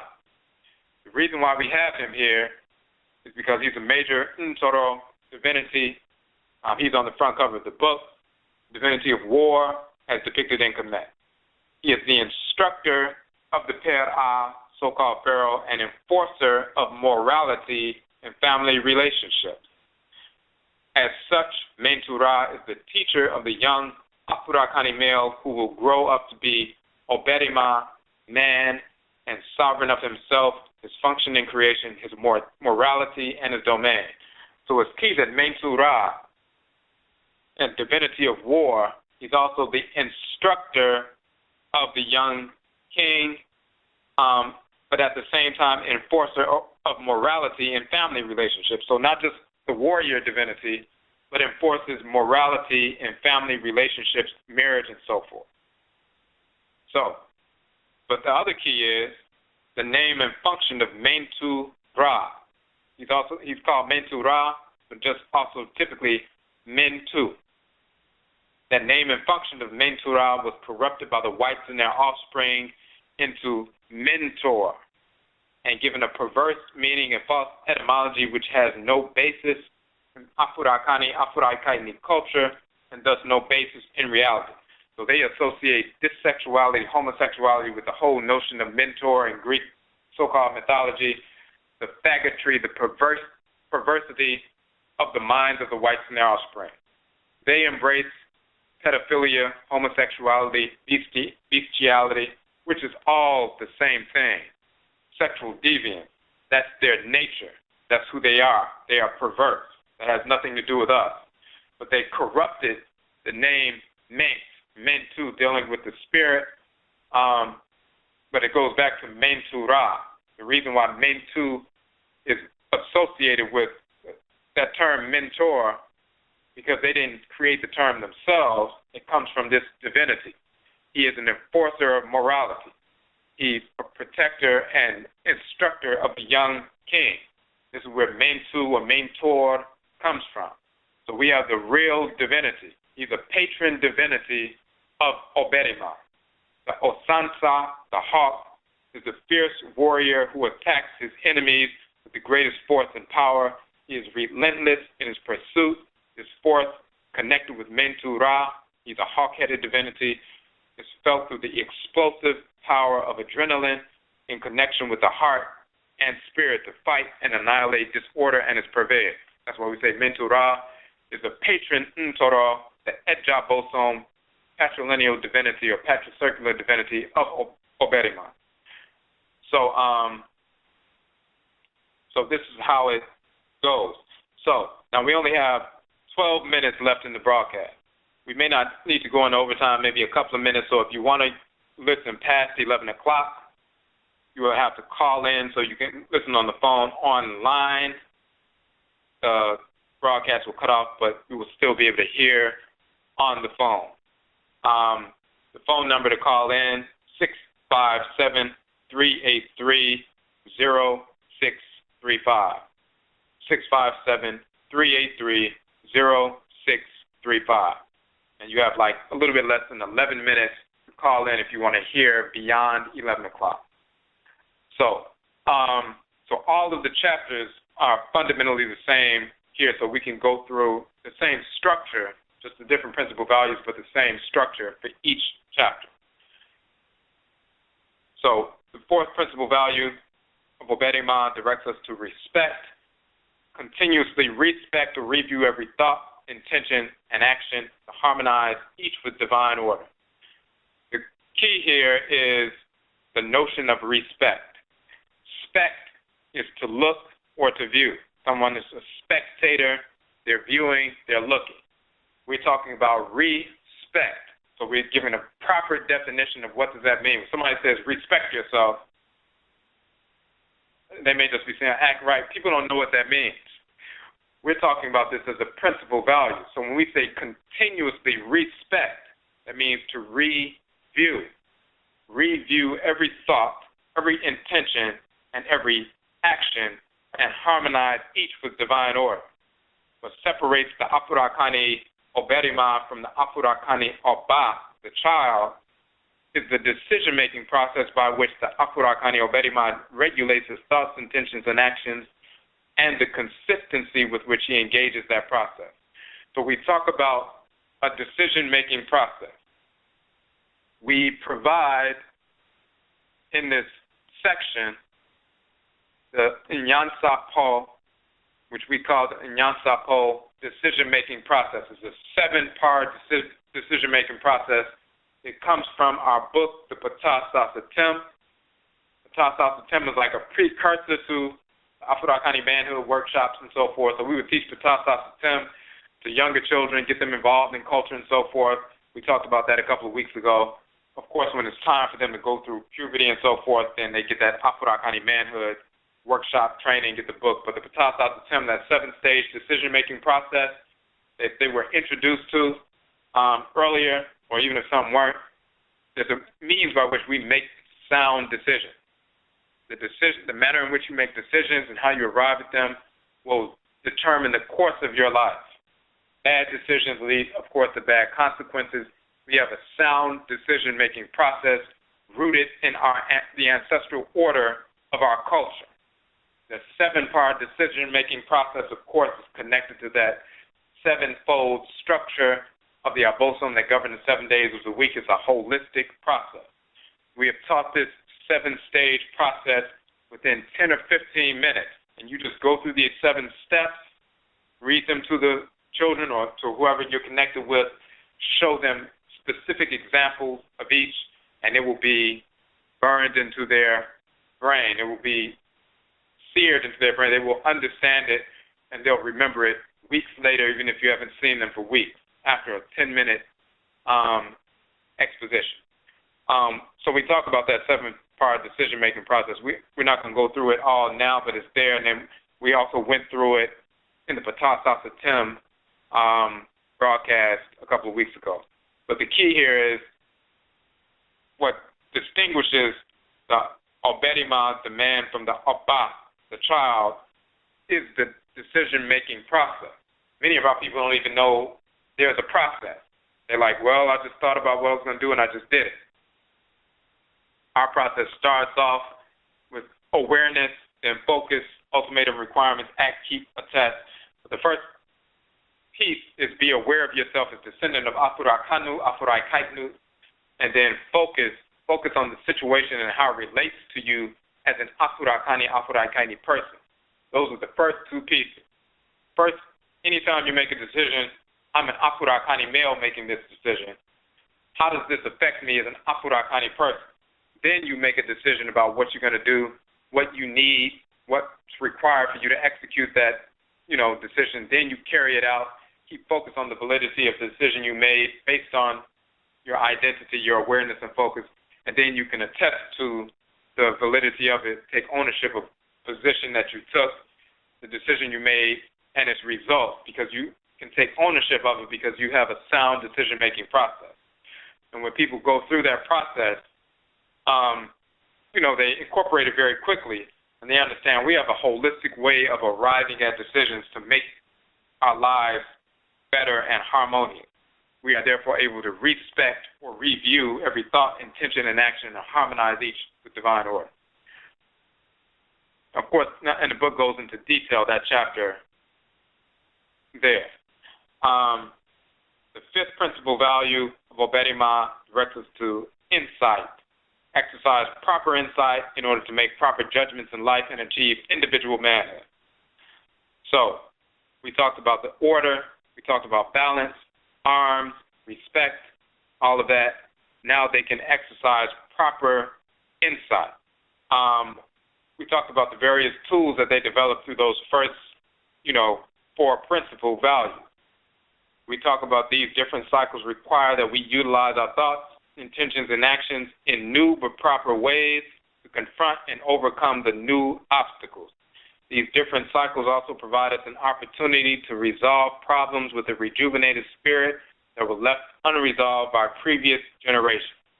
So the key here is that the tools that the Afurakani male has so far developed and internalized are necessary and sufficient for him to survive and thrive within any situation or condition wherein he finds himself at any moment in time. At the same time, new situations and problems will confront him and his people that have no precedent, and old situations or problems which have never been addressed sufficiently or resolved will resurface as life advances, we move into different cycles that are governed by different configurations of forces. And this is why we talk about, yes, you have the tools to make proper decisions to survive and thrive at the present moment, but there are things that will happen that you've never encountered before. How do you exercise proper judgment based on something that has no precedent? If you have a sound decision-making process and you have those other tools, then you can approach and address new issues, new obstacles in a harmonious fashion. And that's what an Afurakani OBARIMA does. At the same time, there are other things that have gone unresolved in the past in the community that were never resolved, and they keep resurfacing. And if they're not taken care of, then they're going to keep resurfacing. So you need to use your insight to address those issues as well. And every generation, we must do that. And of course, there are many things that have been left unresolved today.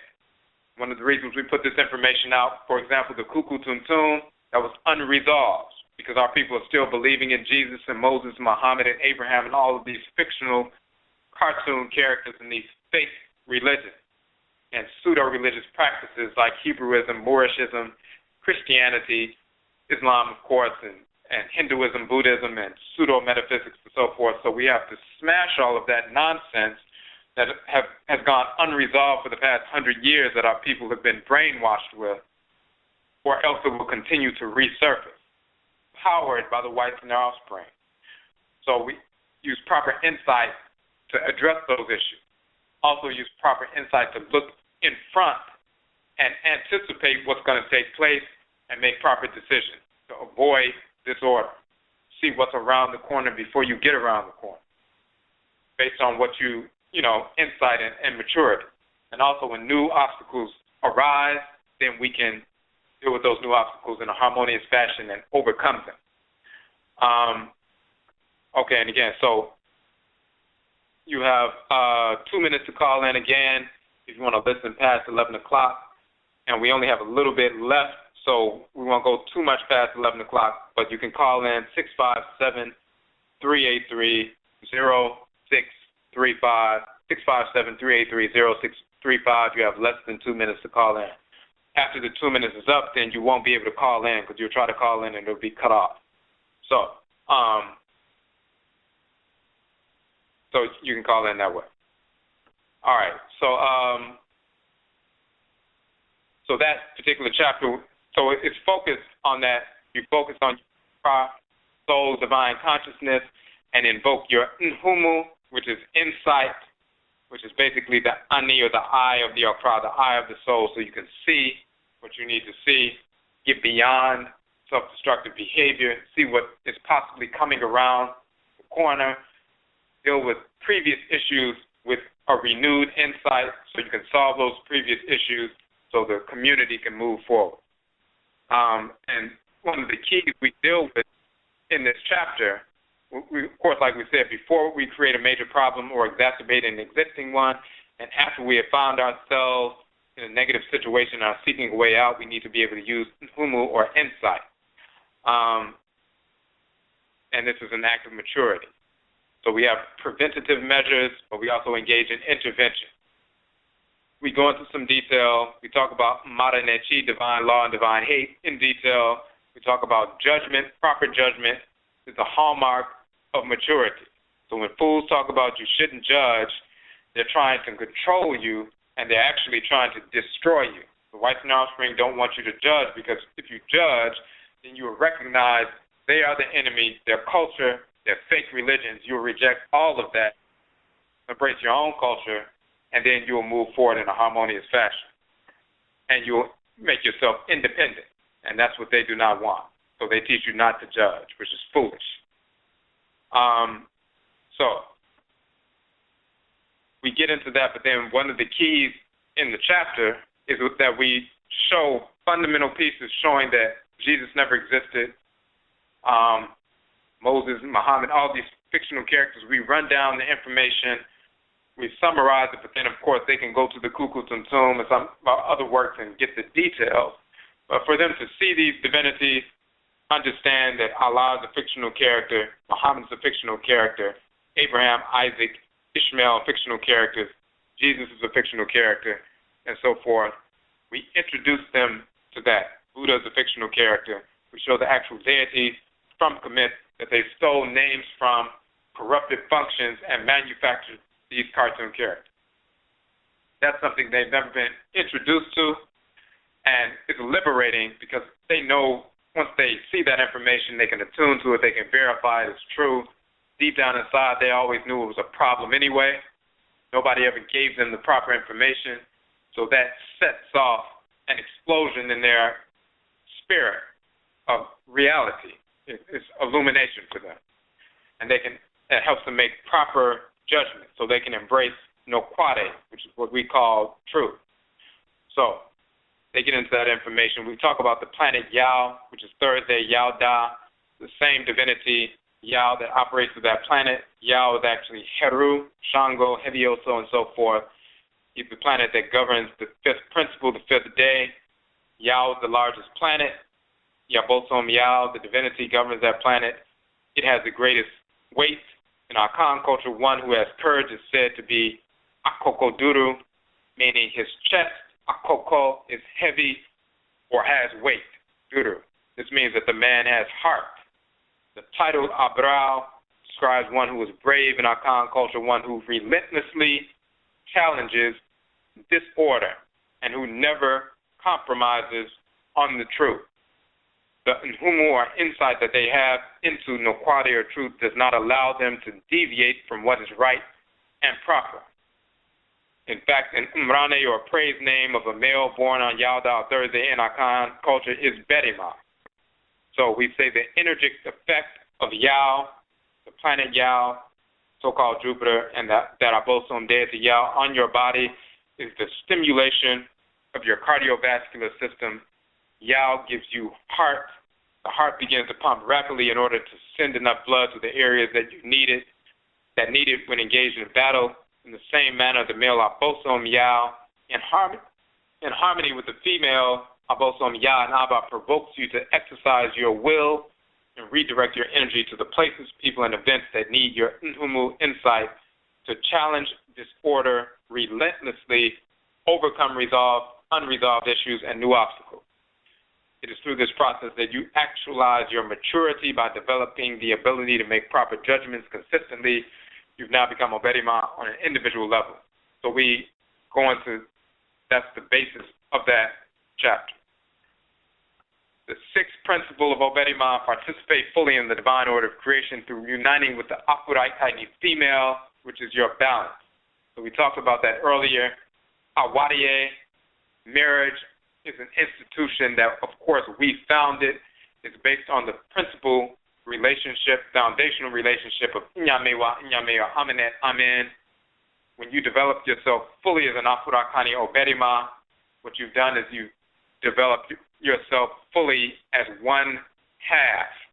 And when the female develops herself fully, she's developed the other half. And then the two halves come together as one whole. Amen and Aminet are two halves of the divine whole. Male and female and Afurakani culture, two halves of a divine whole. So once we develop ourselves fully and we connect, of course, we bring forth life, bring ancestresses and ancestors back into a structured situation, a harmonious situation, and so forth. So the ancestresses and ancestors do not need to come back into a union where people are imbalanced. They definitely do not need to come back into a situation where somebody foolishly engaged in interracial coupling, because that's perverse, that's against divine order, it's against our physiology, it's against our spirit, it's repulsive.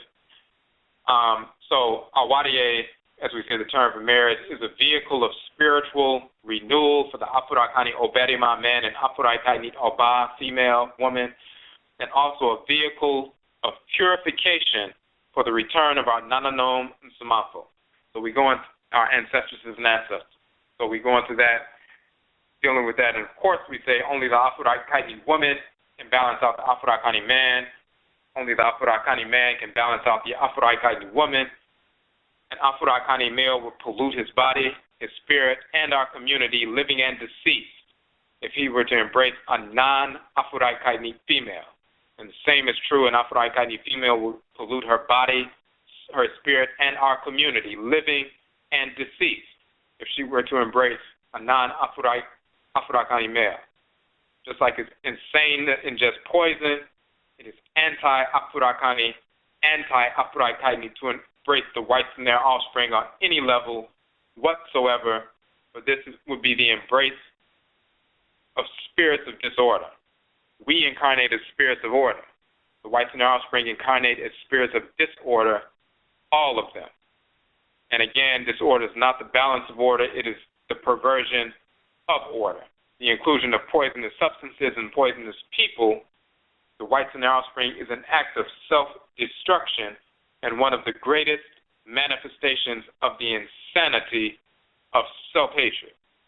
So, we get into that information and some more. We go into detail about that. Then we talk about the planet Afi, governed by the female abosome. On the female side is Afi or Fai, which is a title of Heteru in ancient Kemet. She's called Afi in Akan. She's also called Cheche in Akan, which comes from Het in ancient Kemet. She's the abosome operating through that planet. Is the same spirit force operating through your reproductive system. The planet Afi is the closest planet to Asase Earth and is nearly the same size. The gravitational pull of Afi affects the magnetic field of Asase in your body. The energy effects of Afi affect the magnetic pull you have with regard to the Afurakani woman, sexual arousal, procreation, as well as the energy arousal responsible for artistic creation, innovation, and attunement. So we go into some of that information, talk about the balanced relationship of male and female, a lawful relationship. Remember, law and love is the same word in our culture. So the only way you can have a love relationship is if it's a lawful relationship. If it's in harmony with the law, if your interaction with one another is based on divine order and is an expression of divine order, it is law, an expression of order, then it's a lawful or loveful, a loving relationship. If it's not a manifestation of law, then it is not a manifestation of love. There's no falling in and out of love because law and love is the same concept. Law is the abosome, the male and female divinity, Ma'al and Ma'at. Ma'al is the male force of divine law and balance. Ma'at is the female force of divine law and balance that maintains stability, balance in the earth, in your body, in creation, and so forth. They are forces in nature that we invoke. You can't fall into Ma'at and fall out into Ma'al and fall out of them. You don't fall into deities and fall out of them. You don't fall in love and fall out of love. Law is the expression of divine order, and there are forces that maintain that expression. So we can attune to them, and then when we interact with our complement, then it is an expression of that divine order that we've attuned to. So we go into all of that in the chapter. Okay, one thing we missed, I don't think we read when we read the piece on, when we were talking about the decision-making process and respecting every thought, intention, and action based on divine order. Abosome governing the planet on Wednesday, which is that fourth principle of respect, review every thought, intention, and action, and harmonize each with divine order. The planet Awuku and the male abosome operating through that planet is the same. Awuku is Kweku Anansi. He's Awuku. He's called Set in ancient Kemet. He's Eshu in the Yoruba tradition, Legba in the Vodun tradition. The planet Awuku they call Mercury, but Set or Awuku governs that planet. He's a male abosome operating through that planet. Same spirit force operating through your nervous system. Your nervous system is literally the worldwide web in your body. It carries messages from the brain to every organ and from every organ to the brain. When the messages transmitted are clear, the body functions normally. If the messages are blocked, wrong decisions are made. The situations are not properly assessed, the actions are not respected nor reviewed, and the body suffers the energetic effect of Awuku on your body, stimulating your nervous system to continuously transmit the proper messages, decisions, and assessments. Is the same process to be stimulated in your spirit or mind through an interconnected decision-making process. This is why we talk about Awuku governs that decision-making process for that section. So we missed that when we were talking about the 7-part decision-making process, so we just wanted to go back and cover that. And the last piece, OBARIMA ancestry, understand that order can only be achieved through your specific Afurakani or Afurakani cultural context, communal manhood. So we talk about through the various principles that OBARIMA has recognized, embraced, and actualized himself, properly defined his individuality, his value.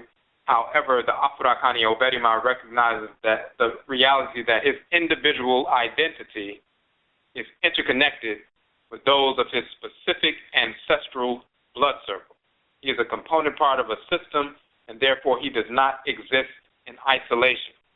Amamre, culture, a specific way of life, is written into our Akra in the form of Nkrabia, divinely allotted given function to executing creation, and made manifest in our moja, in our blood.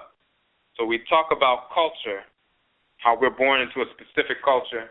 There are specific ways that we must operate based on our genetics, even down to allergens.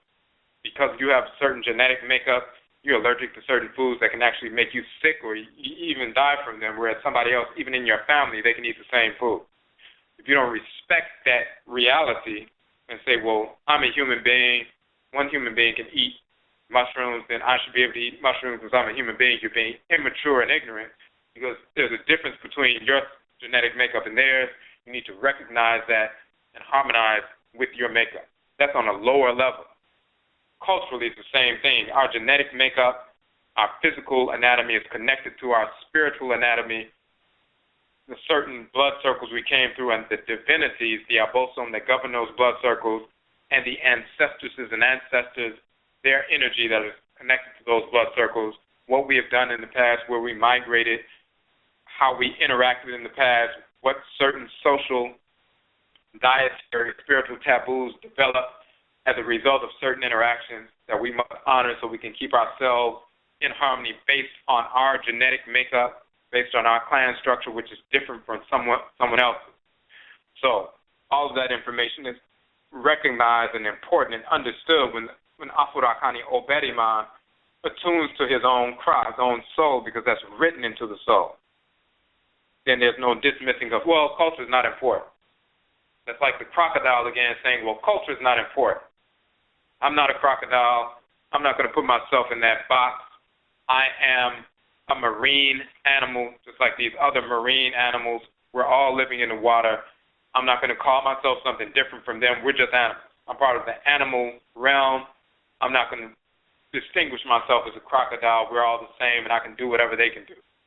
So he tries to breathe underwater just like they do, and he dies because of ignorance, because of idiocy, because he rejected the culture that is written in him, and he's designed to function or operate, live in a certain way, meaning a way of life written into his nature. The same is true for us. There is a way of life that is written into us, actually scribed into us by Tahuti and Seshat, into our spirits, written into our spirits, powered by the cry, that we must adhere to. If we do not, we create disorder within ourselves and ultimately the community. If you're mature, you recognize that reality and embrace it, as opposed to rejecting it because you're controlled by lust or conditionings or something else. So we go into all of that information in that particular section. And let's just get to the point where the planet Amen Men, also called Men, is the furthest of the planetary bodies visible to the eye of the average Afurakani individual. It completes the cycle of the planetary bodies with the widest or all-encompassing orbit of Oriya. While there are other planetary bodies in the universe, it is of great importance that we recognize the value of those which we can see. The light of the planetary bodies that we can see penetrates the ani, or the eye, and stimulates the physiological processes which affect thought and behavior.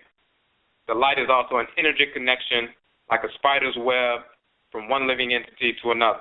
We are able to use the light energy of that which we can see to connect with the energy of the aw-beh governing the body planet. In this manner, we gain direct insight into the working of that force in nature and its working within ourselves. This is two of many reasons why ancestresses and ancestors focused on the planetary cycle of the Oriya, the Asurani, and the various planets. Now, we say because Amen-Men's reach is greatest, because the birth is widest, because Amen-Men completes the cycle, the Abosom Amen-Men is recognized in our Khan culture as the ancient one, the elder, he who knows the antidote for the serpent's bite. He is the divine repository of Amamre, or culture. The energetic effect of Amen-Men on Asase Afua, the Earth Mother, is manifest through the axis, the magnetic pole running through the planet, constantly transmitting and processing the various projections from all of the other celestial bodies. The central axis running through your body, fired by the marrow in your bones, continuously transmitting and processing the energetic contributions from the organs and organ systems within you, and the projections coming from those outside of you affects the manner in which you approach the world. Your attraction to and repulsion from certain activities, individuals, and entities shape your way of interacting, your way of life, your amamre, your culture. You're naturally attracted to certain individuals and entities or events or activities. You're repulsed from others. That is evidence of culture within your nature. If you didn't, culture simply means a way of life or way of doing things. If you were attracted to certain things and repulsed from other things, that means something in you is rejecting something in favor of something else. That means you have an actual way of doing things that you're drawn to. Culture is wired within you. So any fool talking about culture is not important, we just need to get down to action. You're dealing with an immature, ignorant individual, brainwashed by the whites and their offspring. Culture is supreme, and then you build based on culture. If you don't have culture in place first, you will continue to do or have these unresolved issues where people have been talking about, for example, nationalism, Pan-Africanism, minus culture, trying to infuse blackened up Christianity or blackened up Islam or blackened up, other nonsense as a cultural component. And it's been absolutely 100% ineffective. We are no closer to having a sovereign nation where we are self-governing right now. We're no closer to that right now than we were 120 years ago. So whatever anybody has done to this point, in reality, it is not manifested in what we've been talking about doing. It has not worked. And the key is the vast majority of the people who've been talking about culture and building and everything else been brainwashed with Christianity, brainwashed with Islam, brainwashed with white socialism or secular nationalism or some kind of permutation of white culture, and that controls their minds, the way they think, the way they operate, the way they process information, the way they organize people, and therefore we do not have what we claim to want. So we need to get back to what's real and what establishes civilization, what establishes independence, and that is Amamre. And once we embrace that, which doesn't take 20, 30 years, you can embrace that within months, and then you begin to build from that point forward. So we go through that information, and that is the end of the book. Of course, we went through it kind of quickly, but when you're dealing with individuals, young people or older people, you know what I'm saying, you're going through that information, you're answering questions, and the reality is these things are instinctive. They're built within the person. All of these lessons are built within the person because every Afurakani OBARIMA, every Afurakani man, of course, we have our organs and organ systems. They are shrines for these abosom we're talking about. So when you attune to some information or hit on some information that stimulates those shrines within the body, that just opens the gateway for the abosom to communicate with them, and those lessons or messages they've been been trying to give them all along that the person's been neglecting or not ignoring, they can pay attention now. They're open to receiving. And the information and direction that NHOMA is giving them and trying to give them that they've been ignoring, not listening to, rejecting, now they're open to receive those things. So you become a conduit to open them up. Just like we talked about last night, text of the opening of the mouth and the opening of the eyes. When you open the eyes and open the mouth, the person can breathe, the person can see. Now the NHOMA can enlighten them, and darken them, and so forth, give them that information. So we want to say Yedase to everyone who tuned in. We appreciate that. What we want to say also is the soft cover book is $9. The ebook version is free. Like we say, whenever we do a workshop, we give a free copy of the book to every young man who comes, every male, just period. Everybody who comes out, some are younger, some are older. We give them a free copy of the book so they have a manual for OBARIMA, a manhood manual for the direction of their life. And we feel like, of course, every Afurakani OBARIMA or man should have a copy of this book. So this is one of the reasons, of course, we put the ebook version, the full ebook version, on the website for free. So wherever they are in the world, if they don't have a computer, even if they have a cell phone, they can download the entire book. If you know of Afurakani males who need this kind of information, of course, then please support what we're doing. You can purchase the $9 book from the website on the OBARIMA page or the NHOMA page on the website, the publications page on the website. Of course, we have 15 publications altogether dealing with various aspects of ancestral religion, culture, and nation building. But there are some people I know probably have, homeschools, networks, dealing with youth in some capacity. If you want to, what we have is we have an option. Anybody who, if you order 10 books or more, there's a 30% discount. So, for example, you have the $9 book to be, if you order 10 or more, it's 30% off, just off the top. That's automatic for all of our books, including the OBARIMA book. So if you know of somebody who's working in the school, somebody who has homeschooling, somebody who works with youth after school programs, you just know adults. If the people have drug treatment programs, people in foster care, people with social workers, community support workers, and so forth, they want some information that can help these young men. Very often the things that they're trained with, the forms of therapy they've been trained with, very often they want something else because it's not working. They need something that can attune to the young men based on what they're going through. You can definitely order our books. You get that 30% off. Even if you have some organization, even if you don't have 10, if you have less than 10, you can just contact us because you can still do the 30% off if you have that kind of organization or if you have a group that you meet with and there's 7 or 8 people, we can still do the 30% off for something like that as well.